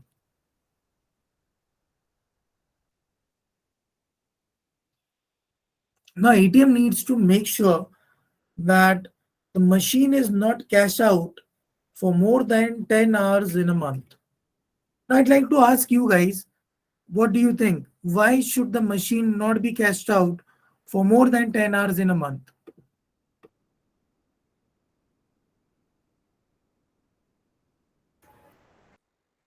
Why can't say, but basically that's the purpose of having an ATM, to dispense cash at any time. Excellent. So that's the right answer. Okay. When the ATM is running, I go to the ATM and I try to withdraw money and there is no cash in it. It's very frustrating as a customer. Okay. That's why RBI has put a strict guideline. If ATM cashes out, that means there is no cash in the ATM is running, customers are going there and they're getting frustrated. 10 hours ATM being cashed out in a month, RBI has a penalty of 10,000 rupees. Okay.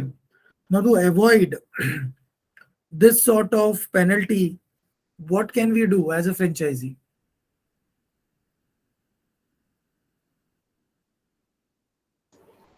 When you load the cash at the first time, try to have more funds so Okay. that whenever the settlement happens, you can withdraw the settled account and you can reload it. Perfect. So that's the actual answer. That's why we give the best practice of keeping 3 days working capital in the account, so that whenever something like this happens, like cash withdrawal took time, sorry, the settlement took time, I was not able to withdraw the cash loaded in the ATM. The ATM is not cashed out. It will run smoothly for 3 days. Okay. Next, we'll look at the commission structure. I think we have looked at it before. So just rush through it. This is for non-refundable deposit plan. We'll not look at it. This is for the refundable deposit plan. You get 9 rupees for financial. With GST is 10 rupees 62 paisa. 2 rupees 50 paisa for non-financial. With GST it is 2 rupees 95 paisa. As mentioned earlier, transaction month plus next 15 days you get your commission. That means Feb commission I'll get before March 15th.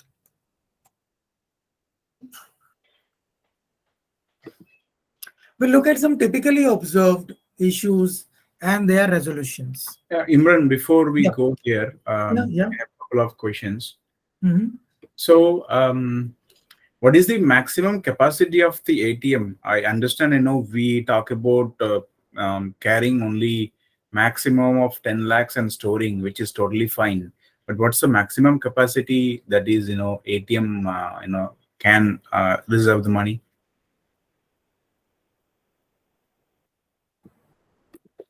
So, see, there are 4 OEMs. Okay. So each capacity would differ a little bit. All right. But still, I think it is above 1,000 notes for each cassette. So 100 rupees, 1,000 notes, and 500,000 and 2,000 rupees, again 1,000 notes. The capacity is that big. Okay. So Understood. if you multiply, that's a huge number. Okay, got it.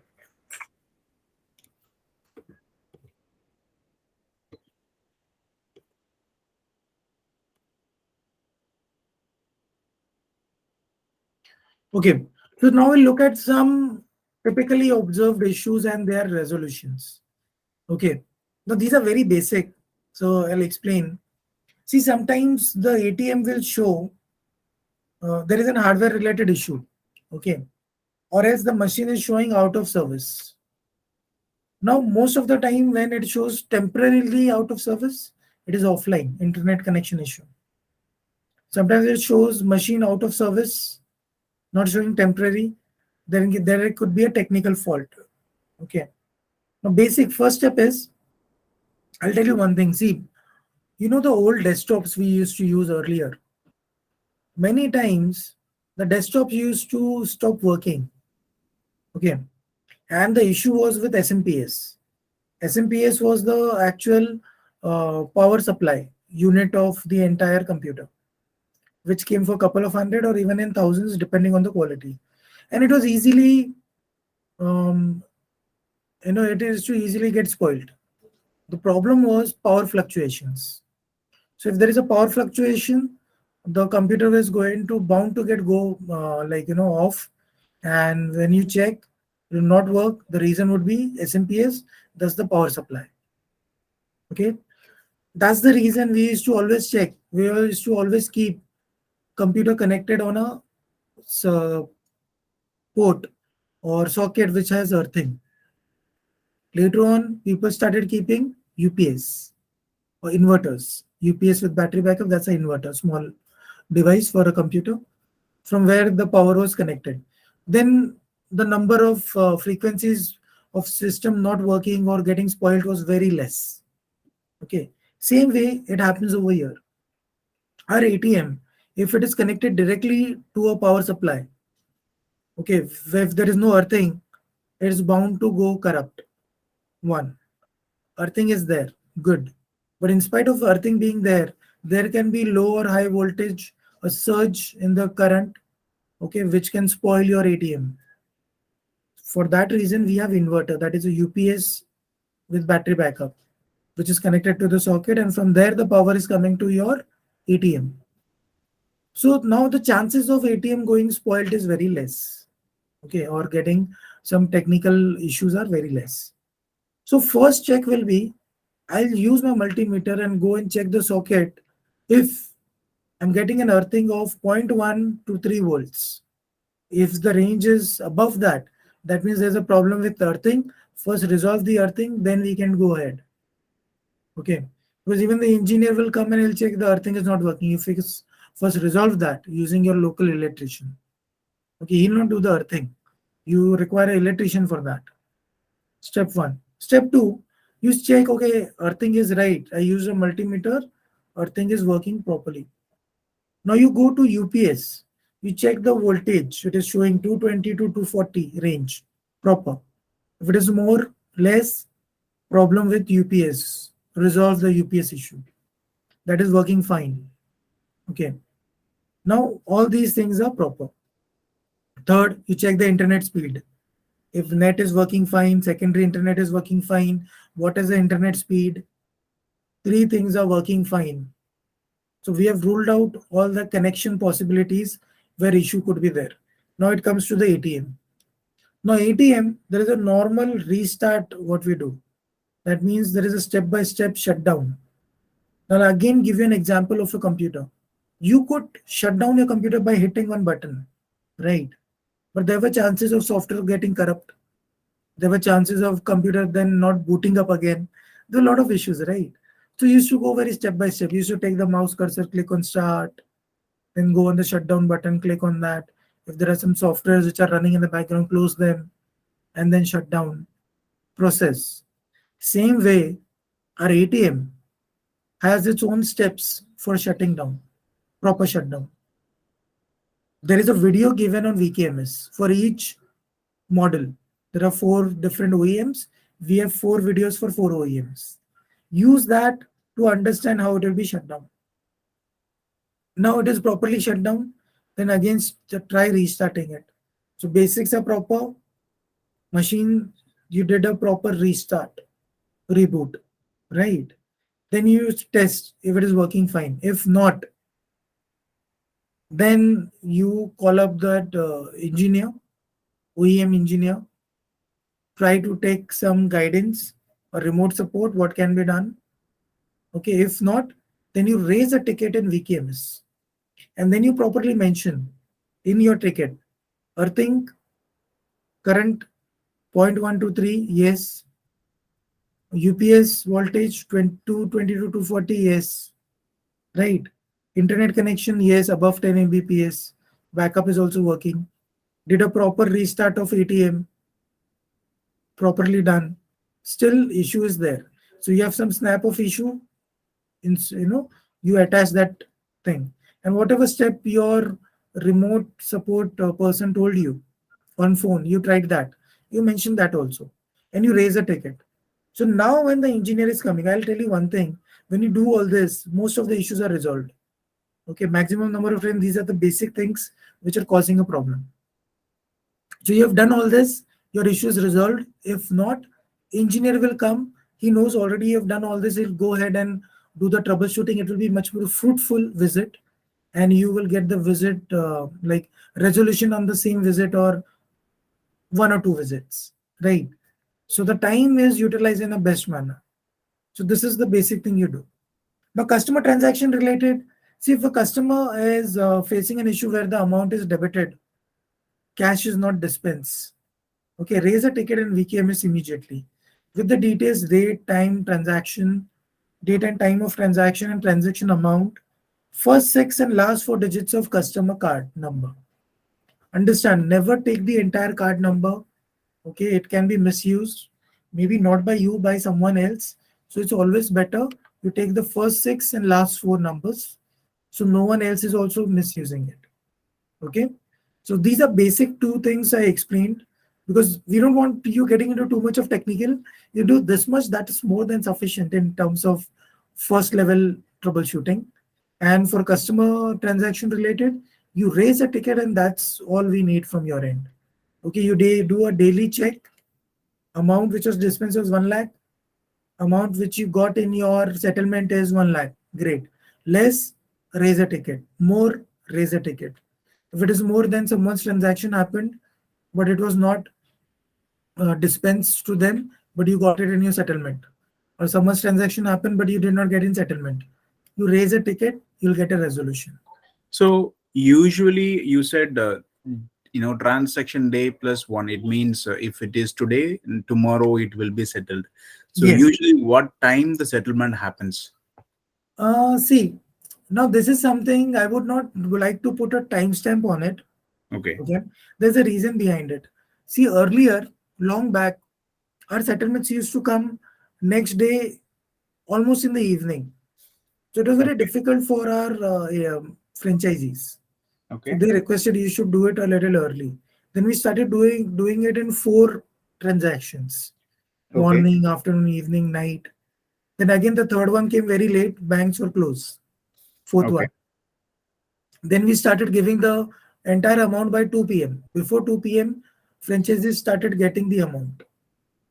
Okay. So then again there were some challenges. So that's why we do not commit the time. But just for your information, we try to release the maximum amount. Okay. Now we don't even say that it will come in 4 or 3 transactions and all that. We just say next day you'll get it. And we just offline, we try to give the maximum amount before 2 p.m. Or it might come in 2 or 3, it depends, or even 1. Okay. So you get maximum amount before 2 p.m. The fourth on the last one might be after the 2, that will be of a smaller amount. Okay. Okay. So Any which company, ways, yeah, settlement will be happening the next day, next day. but the time can be like up and down. Yes. So Okay. that's why we don't want to make a commitment and then fall behind on our commitment. So that is the reason we are not defining times to it. I hope that is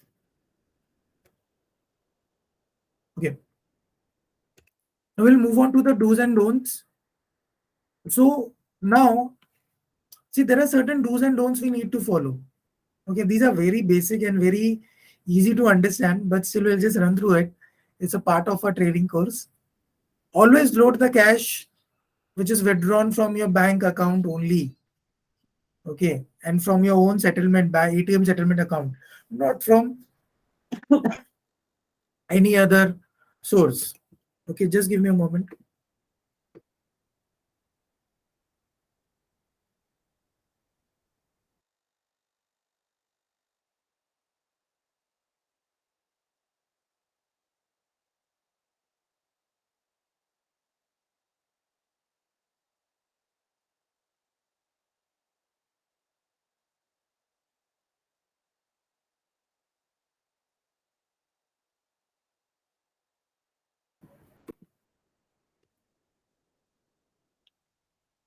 Okay, so first of all, it has to come from your bank account, ATM settlement account. Second, you always maintain the settlement account dedicated for ATM only. See, these are very basic things. We cannot use the account for some other purpose. There cannot be any other transaction happening. Sorry. So that means I put the money in settlement account, withdraw, loaded in ATM. ATM money is dispensed, amount goes back to my settlement account. Again, I withdraw, load in ATM. Withdraw, load in ATM. That's all. I'll not use this account for any other cash withdrawal or use that money anywhere else. Not deposit check, any other check over there, any other transaction. That's it, period. Withdraw money, load on ATM. That's all. This is your working capital. This is your money, but that's a working capital for your ATM. Don't do anything else. See, there is a basic reason behind this. Even if the transaction goes, this entire transaction goes above 1 crore rupees, still there is no TDS charged on your account, ATM settlement account. If you start doing any other transaction, what will happen? Bank will understand you're doing some other transaction. They will charge you TDS, and they will not charge you TDS for any specific. It will be charged on all transactions, right? Then it will be very difficult to make any money or any profit out of the transactions. So basic hygiene, we will not use the account for anything else apart from loading ATM. That's all. Okay. Always pass the notes through fake currency detection, currency counting under your CCTV camera. Ensure that you update the cash withdrawal, upload details in VKMS correctly. Purchase a multimeter, keep on checking earthing on daily basis. Always ensure that ATM is connected to a power supply via UPS. Okay, not directly. Always ensure CCTV is working in a good condition. 90 days backup is happening properly. Okay, it is getting stored in NVR or surveillance HDD. Okay, and plus the HO, that is Vakrangee head office, has the access to your CCTV camera so that there is a remote surveillance which is happening. Always display ATM ID to us and helpline numbers and everything in such a manner that anyone doing transaction can see the RBI guidelines, stickers with customer ID, callback numbers and everything. So this is what is important. Don'ts. Never load the cash obtained from any other source. You have a business, you can use that? No. You have banking BC point, can you use that cash? No. You have a Kendra, Vakrangee Kendra, can you use that cash? No. So your BC point, there is no cash available. Can you remove from a ATM and use there? No. So in short, the cash cannot be used anywhere else. I'd like to ask you a question. In case I withdraw money from any other ATM, and can I load that in my ATM? No, right. The reason is the very purpose of giving a white label ATM is there is no ATM service in that location. And if you withdraw from some other ATM, you are actually going against that purpose, right, of having an ATM in the first place. So that's not allowed. Then any other bank, any other ATM, okay. So make it simple. You do not carry money which is above 10 lakh rupees. Always less than 10 lakh in one trip. Don't keep more than 10 lakh rupees in ATM also. Again, same reason, we have insurance up to 10 lakh rupees. So why to keep anything above 10 lakh rupees? Excuse me, my name is Sharat. Yeah. I just want to know when we reaching the cash limit in the machine in low level, are we getting some indication in our mobile or some of our mail or something that your minimum amount in machine is getting lower or something like that? So there is one application called as Vakrangee Connect. Yeah. Vakrangee Connect app has got 6 modules. Okay. It shows you the cash, number of transactions, everything you come to know. So it will show you exactly the amount which is there, transactions which have happened, the 6 different modules. Even ticketing system is going to be the 7 module which might be added in future. Okay. Yeah. Thank you. Yeah.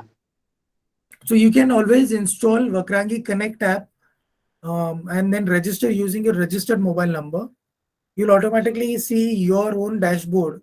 And once you've loaded cash in your ATM, you do the entry on VKMS once. And the same amount will now reflect on your Vakrangee Connect app.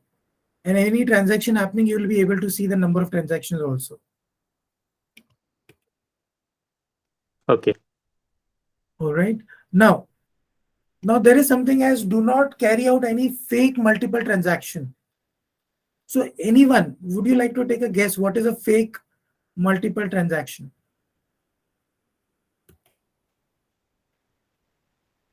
Any guesses?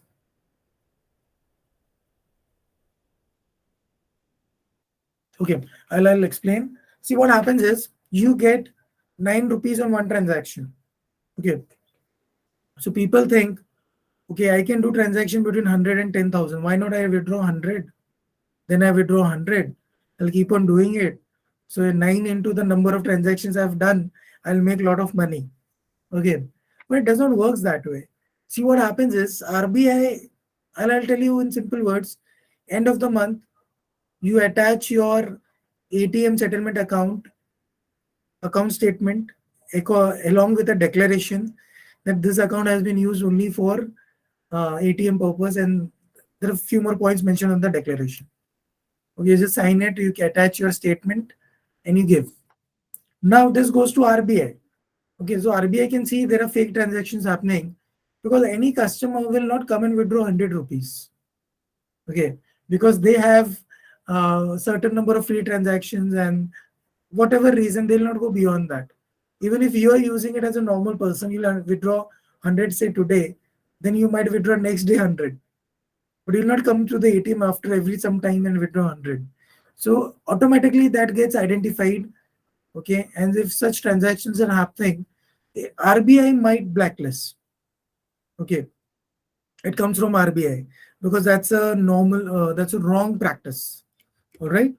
Now, coming to last point, don't violate any guidelines by RBI or regulatory bodies. Okay, now I'll make it very simple. See, what happens is why we say the money should come from ATM settlement account only. Why not use any other cash? Because see, there is a wrong practice happening in outside, which is called as money laundering. That means wrong money coming from wrong sources is used. Okay, and they try to use it in the right sources. It doesn't work that way. We cannot just get money from somewhere else and load it in the ATM. That's wrong. So to curb this down, okay, money laundering, there was one RBI's guideline which was passed, which was anti-money laundering. Okay. Now under anti-money laundering, there are several things. Okay. So that's why for white label ATM, it's very simple. You have your settlement account. Money withdrawn from settlement account needs to be loaded in ATM. That's it. That is how it has been simplified for you. So you don't have to understand each and every um, you know rules and regulations. Just follow the guideline. Okay, I'll just withdraw from my settlement account and load only that cash in my ATM. That's all. Nothing else. Okay. Second, frequently asked questions. If franchisee needs extra cash, can he take cash from outside and load in the ATM? No. See, I think we have explained this multiple times, so I'll not explain the entire thing. But yes, we cannot take cash from outside. It has to be our settlement account. Okay, next is franchisee allowed to use cash withdrawn from ATM settlement account for BC point? No, not allowed. I cannot use that money anywhere else also. Even if it is banking BC point, no. Banking BC point has its own account, which is called as bank settlement account. So we cannot use the money vice versa here and there, not allowed. Moving forward, just a moment.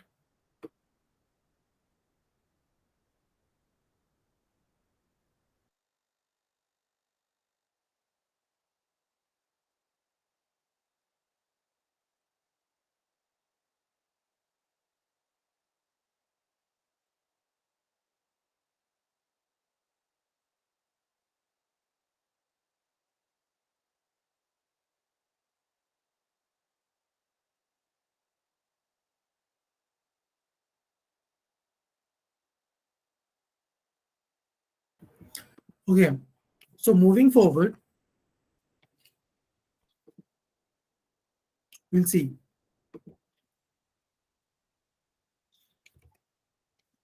Is franchisee allowed to remove cash from any other bank's ATM? No. I think I answered this couple of minutes back. It's the same example. Can we change the currency note? No, we cannot change the currency notes. Again, the reason is, say for example, you change the currency note because you went to the bank, you told them you give me ATM fit currency. Okay, but when you got the currency, it was not fit. There were certain notes which were very like soiled or very like old, used, which are not good enough to be put in ATM. It might get stuck. So you decided these are 3-4 notes. Ideally, what you're supposed to do, you have 3-4 notes, you keep it, go back to the bank, get fresh ones. Okay, ask for ATM fit currency notes. They'll replace the notes. You come back, you load it, right? But you decided, no, I'll change the note. I have some good crispy notes, I'll put them. Okay, you did that. What will happen? Say in future, okay, any customer who walks in and says that, okay, I got a fake currency. Okay, where did you get it? I got it from that ATM. Now the person walks over there, says, I got a fake currency from here. And what is the proof we have? The proof we have is, see, the money is coming from a bank ATM, sorry, bank account. You withdrew, you came over here. Okay. Now that currency, you opened up those piles or those bundles, then you ran through fake currency detection, then currency counting, and then you loaded in cassettes under CCTV camera, made an entry, right? Everything is recorded. And we keep recordings for last 90 days. Automatically, it is saved for last 90 days, and then the older ones are removed.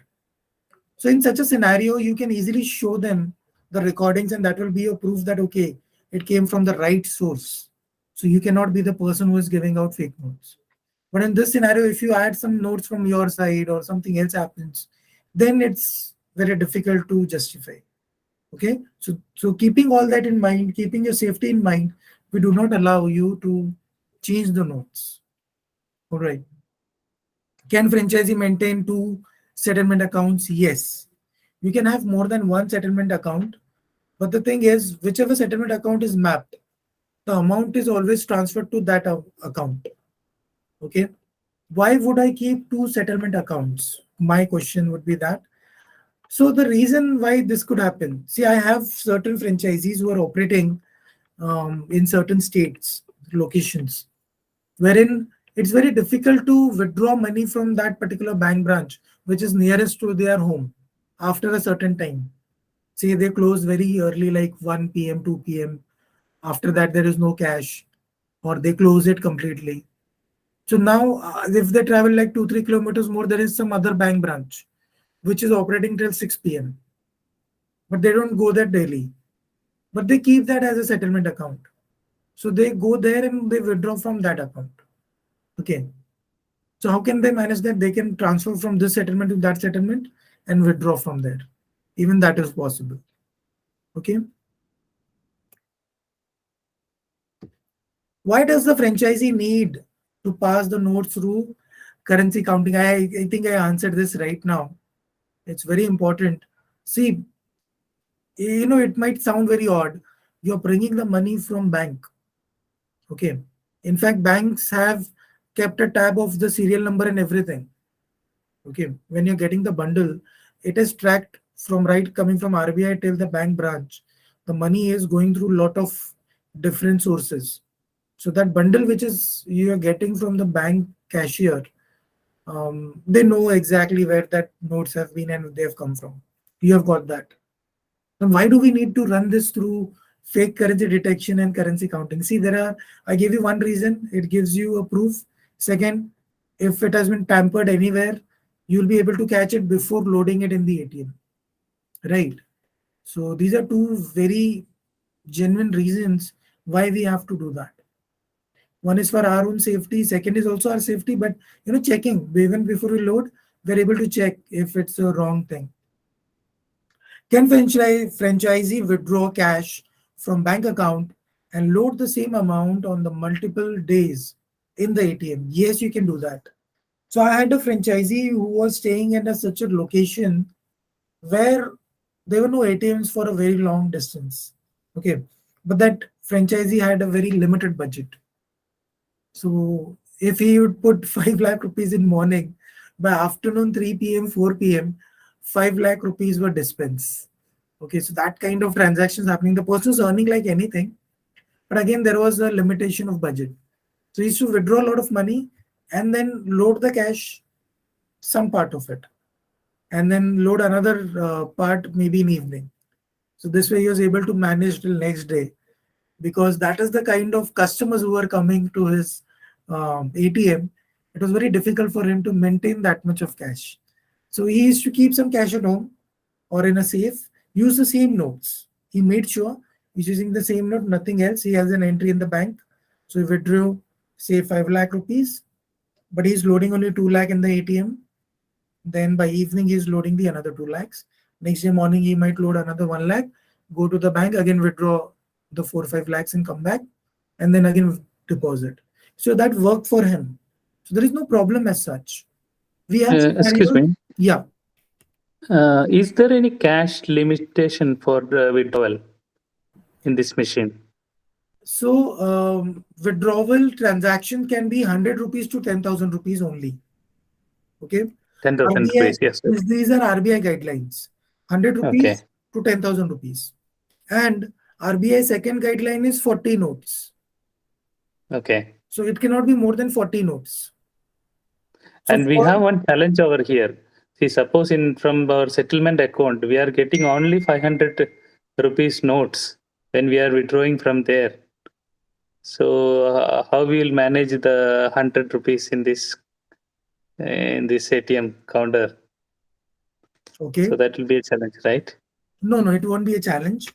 See, what happens is when you go to your bank, okay, Yeah. you request them that you need the cash for ATM. Okay. So you tell them that it should be ATM fit currency and it should be spread across in all denominations. Okay. Banks also run their own ATM, so they also know what kind of denomination you're looking at. Okay. And it also lessens their burden. Because see, what is happening is in that location, they don't have ATMs. And if you are running an ATM, half their load is reduced. People coming for smaller withdrawals can go to the ATM directly. They'll not come to them. So they would be always happy in giving you the cash. So that's why you should have a very good rapport with the bank manager. Okay, be friendly. Showcase your social service over here. Okay. Talk about how people are facing the difficulty of withdrawing cash, and banks are doing very good, but there are very limited number of branches over here, and that's why you started a service which is for helping the customers, helping our people over here. And you have that good rapport, you have a good social cause, the branch manager will start keeping some cash for you on daily basis. Okay.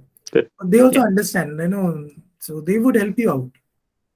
It all depends on the kind of rapport you keep with them. Okay.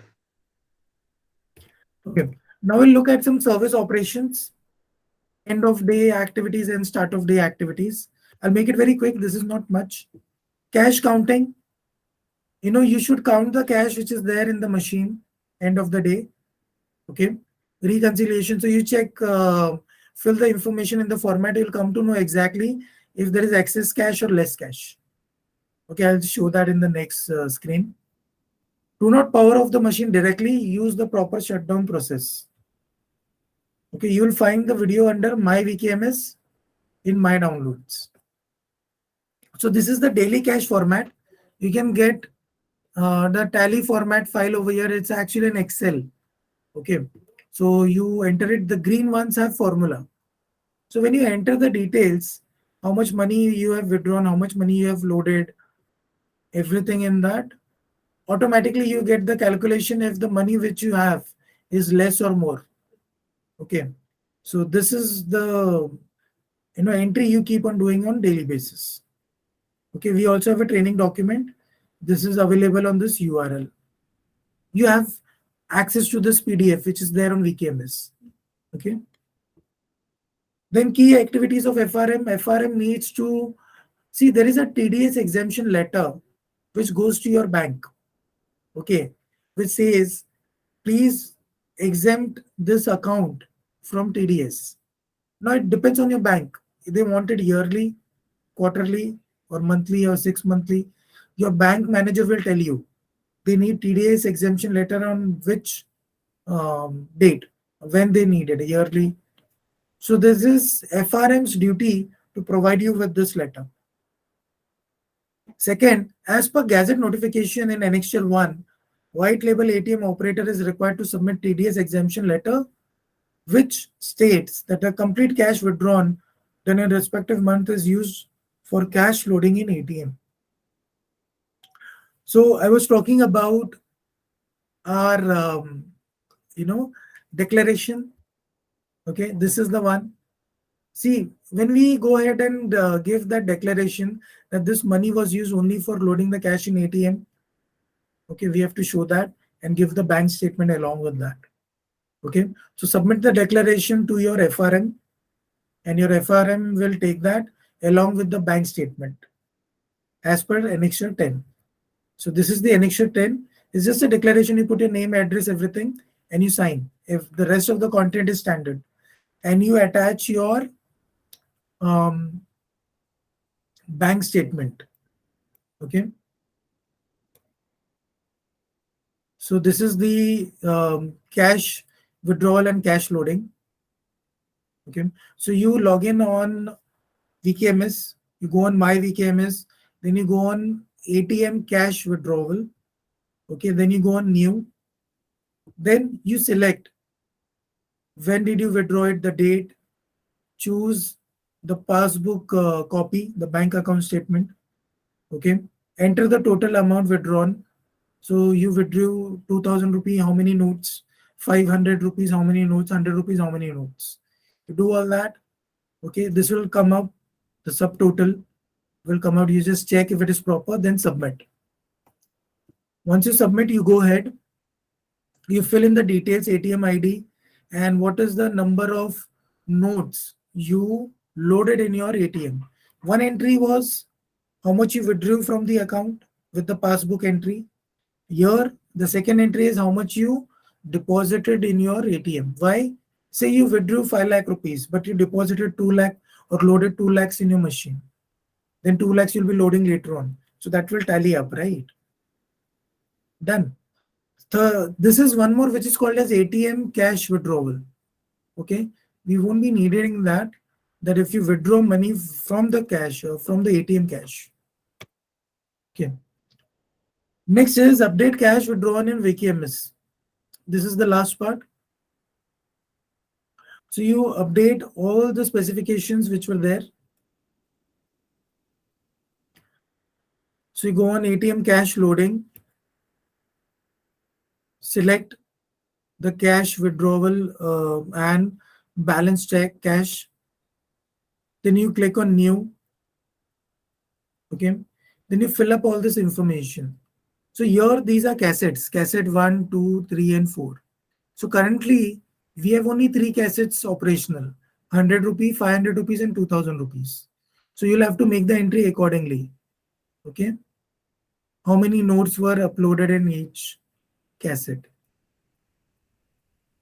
Then you have to select the correct date and time and everything when you're doing this. So this is the Just a quick question, sir. Yeah, go ahead. See, actually, the cassette, maybe when we are doing a deposit, already there is a balance cash carry forward from the last transaction. It's Yes. already there. And maybe I'm putting 1 lakh additional for that day. So how it tallies? Maybe I'm just adding the new cash only. Yes. So I'm just updating with the current amount, right? Because Yes. not the current amount, the deposited amount, not Yes. the total amount. Yes. So I'll go ahead and explain you. See, this is the physical cash included in the cassette. Okay. That is already there. and then you add the new cash. Okay, total cash, if you're not removing anything, but you have added some cash that loaded the cash over here. So say Correct. 1 lakh was there, you loaded to 1 lakh rupees more. That makes it 2 lakh. You did not remove anything. Closing balance will be 2 lakh rupees over here. Correct. Yeah. Okay. Total dispense. So say the amount which was dispensed on that day was 50,000. So subtotal remaining will be 1,50,000. But you got anything access? No. This is exactly matching 1,50,000. Okay. So this is the scenario. Now these screens which I'm showing you for VKMS is something your FRM will be guiding you or training you on these steps. How Okay. to go ahead and do the entry of cash loading on VKMS. Okay. Okay, Fine. we are showing it for reference, but once you start getting into it, once you actually do the transaction, at that time you'll need this. Because right now I think so you all have taken the franchisee, but you have not started, you have not got the ATM live yet. Right? Not it. Yeah. So once you're doing the first transaction, that is the time you'll need the help of your FRM, who might take a remote on your system or any desk and try to help you with these steps. Okay. Okay, on VKMS. Good. Yeah. For ATM machine, your engineer will train you how to do the entry. Okay. All right. Now, part 5 is sales and revenue. So there are certain marketing activities which you can do to promote your business. Okay. There is a lollipop. Lollipop means there is a glow sign board. It's a box like which has a light in it, ATM written on it. It is visible from a distance. Okay. Direction signage. Your ATM is inside, but the main road has the main traffic, huge crowd. So you put a direction board from there, which is showing the direction towards your ATM. Okay. And the arrow shows how many meters, how many feet ahead, say 200 meter ahead. And the person who's going on the main road looks at the direction board, looks inside, and inside he sees the glow sign board, light, okay, over there, which is a written ATM. Automatically the people will come over there. So these are all tricks of getting more footfall. Okay. You can distribute leaflets. Now leaflets or brochures can be distributed when you're launching it. So nearby bus station, bus stops, bus depots, railway stations, market areas, you distribute the ATM is started over here. People start coming. You take permission, put some stickers in many places. ATM in so and so locality has been put. This is how you can do it. Once you do it, people know it. Later on, people will come on their own. ATM is such a thing which will which will draw footfall, get footfall. Okay. You can hold an event, near your Kendra or near your ATM, do something. See, event can be anything. Maybe it's Independence Day, you're doing the flag hoisting and you call everyone, it's in the marketplace and people join. Okay. And there you are, you're doing that activity. People will come to your place. You put the theme of Independence Day. So you have balloons with orange, white, and green, with blue in center, and you've put it across your ATM outlet outside. So it could be anything, which will attract people also. So this actually motivates also people to come. They'll see, okay, this is much more patriotic thing. They would come. One, it could be Diwali and you've put some lights and everything. So this is as per you, as per the region where you are, whatever connects with your people. Okay. So festivals can be picked up as per the location. So there could be some festival which is much more prominent in your location. Take that, work on that, like do something. They will look at it, they'll come, and it works for a while. Apart from that, you can run campaigns, gift campaigns and all that. Now see, it's not like anyone who is coming to the ATM and is picking up the mask and sanitizer and going. No, don't do it that way. So it could be like, anyone doing the transaction, okay, at your ATM gets a free mask, gets a free sanitizer, gets a free pen. See, it's a simple calculation. Any transaction, will give you 9 rupees. If you keep a gift which averages out to 5 rupees per person, you're still making profit. You're not losing money out of it. But it's again a promotional activity. Another way is to make the campaign much more lucrative. For example, we can have a Dropbox. Okay. And person who is coming over there doing a transaction can take a slip, fill it up, okay, with their name, number, and they put it in the Dropbox. So any one lucky winner in the month, or 2 or 3, you decide, whatever you find suitable, will get a gift. Now, if you want, you can define the gift, what you want to give, or you can keep it secret, like, it's a superb gift or something which is, you mention something. Not necessarily you have to mention the amount or the type of gift you want to give. But at the end of the month, you see the footfall has increased, you've made some money, you buy something good, give it to the person, but while giving, you take a photo, take the permission, is it okay? And you put it like a, like a board or a chart, or you put their photo, you write over there, last month's winner, okay, they got the gift, lucky draw, and you continue the lucky draw next month also. This month's lucky draw box. People will do transactions, I'll tell you. What happens is, instead of doing one transaction, see, one transaction will give them one slip. Okay, so they'll come, instead of coming twice in a month or thrice in a month, they'll come 5 or 6 times. That will increase the probability. Okay, and you're just giving out one gift. Okay, again, that too on your budget. What you make out of it in the month, you decide what is better for you. Then apart from that, you can make Google Map listing of where your ATM is. So anyone goes on Google Map can see the ATM. They'll come over there. Share that on WhatsApp group along with a small listing kind of a thing about the ATM and everything, photos. Ask your friends to give you review in the day initially, and then automatically people will start giving reviews and ATM related, and it will automatically come up on Google map listing. It will automatically come on Google searches also. Okay, and if you want, you can post some videos also on YouTube about the new ATM service launched in so and so place. So these are all ways of doing promotion free. You're not spending too much for this, just a little bit of time. Okay. Apart from that, in rural areas, mostly in northern areas, I've seen the speaker works.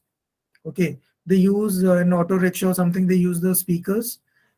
They actually announce that so and so service has started in your locality, please try and visit, and so on. It works over there. But not necessarily it will work in your location. Okay, so you choose what works best. Now, see, we understood that out of 6,200 ATMs, there were, like, on an average, people are making money between 30,000 to 1 lakh rupees. Okay, there is a huge chunk. Other chunk was between 1 lakh to 150. Okay, another chunk which is above 1,50,000, and there are few who are making in lakhs, 4, 5, more than that in a month. So we understood these people, these franchisees are making more money. Okay, so we did a survey just to understand what are they doing different. What is it that they do unique that they're getting so much of business? And we were surprised. Most of them, for marketing, we thought they might be doing something special, but it was like hardly 1 or 2 things they were doing, and everyone was doing something separate. Someone used in the initially some event, someone did some ad or something initially when they started. So people come to know that ATM is there.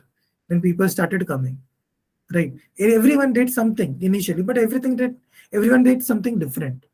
Okay, but they were doing something common. Now these common points we have gathered over here, okay, which we got from the survey. So what are these common points?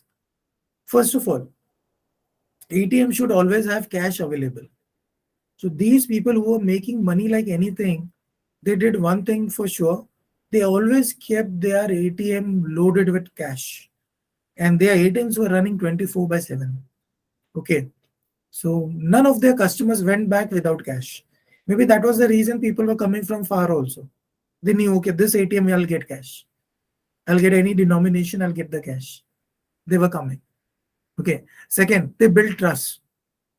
Okay. So there was someone or the other who was there. In case of transaction failure, they helped. You call that number, you give me the transaction number, we'll raise the ticket right now. They followed up. Have you got your money back?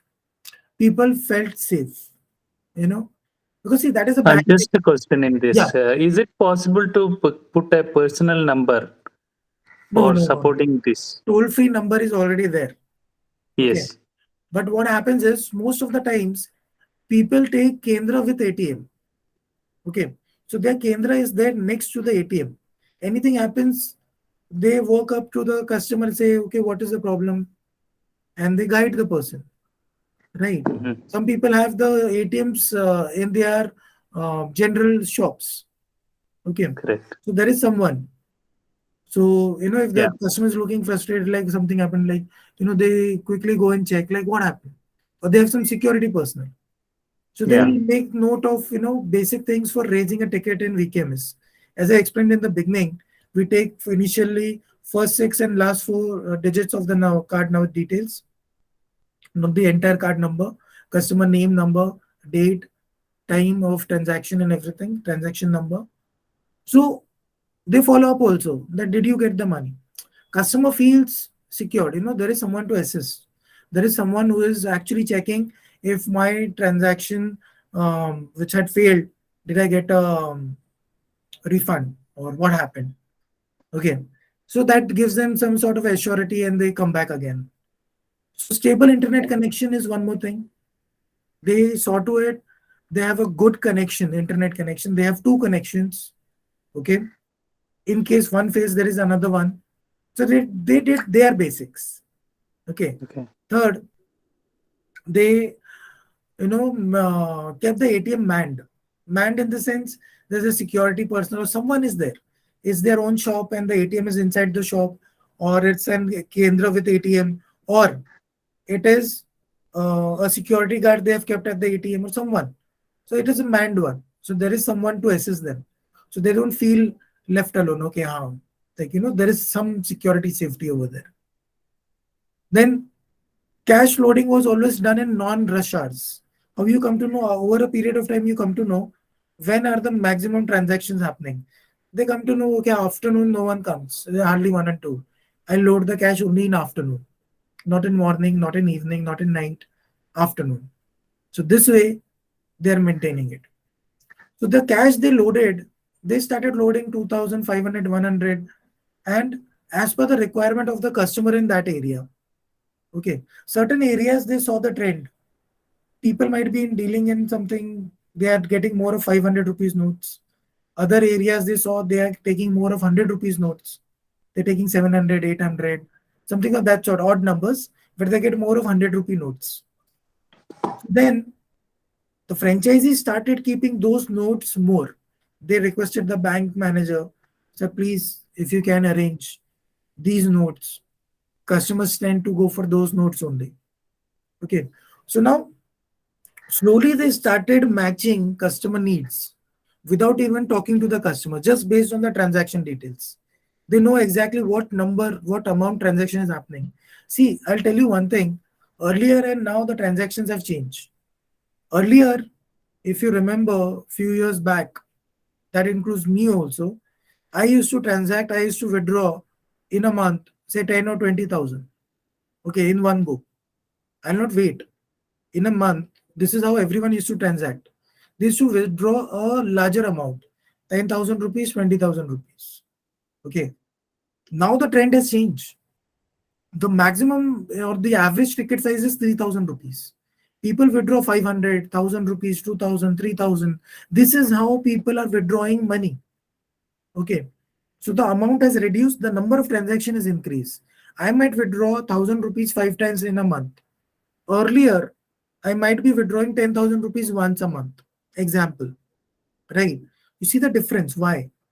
I'm using UPI, I'm using all the other payment options, but I need some cash. But I don't need a lot of cash. So I'll withdraw 500 or 1,000 rupees. I'll withdraw it 5 times in a month, 6 times in a month. So this is how transactions have changed. Number of transactions have risen. The transaction ticket size is reduced. Average is 3,000 rupees. Okay. So you have to check your location. You keep a tab on your transactions. You understand if the transactions are of which amount, which currency denomination is more. Try to get it. I'm not saying it will be possible every time. Even bank does not has that much of currency notes to give you every time, but you have to request. Try. If you get it, it will help in customer delight. Okay. Now these are our some case studies. Our shining franchisees. They earned. See, they did a total transaction 13,300, 12,000, 8,200, and total transaction amount was how much? 60 lakh, 63 lakhs. This is 1 lakh 20. Oh, I'm sorry. 1 crore 24 lakhs 36,900. Okay. So that's the highest, right? But if you look at the commission, this person earned 1 lakh 53,000. This person earned 1 lakh 36,000. And this person earned 91,000. You see the difference? This is at 1 crore 24 lakhs. This person is at 63 lakhs and 87,000. Still, the earning is almost near 1 lakh 36, 1 lakh 53. The reason is number of transaction is more, 13,000 and 12,000. Okay, so this also depends on the locality, region. Okay. Here there are two more franchisees sharing their success story. You can check it on YouTube. You'll be able to download this PDF from VKMS. Go on YouTube and check these stories, how much money they made from ATM. Okay. So thank you. That's all for today's session. I know this session went a little ahead than our planned hours. Okay. So do you have any questions? Please ask.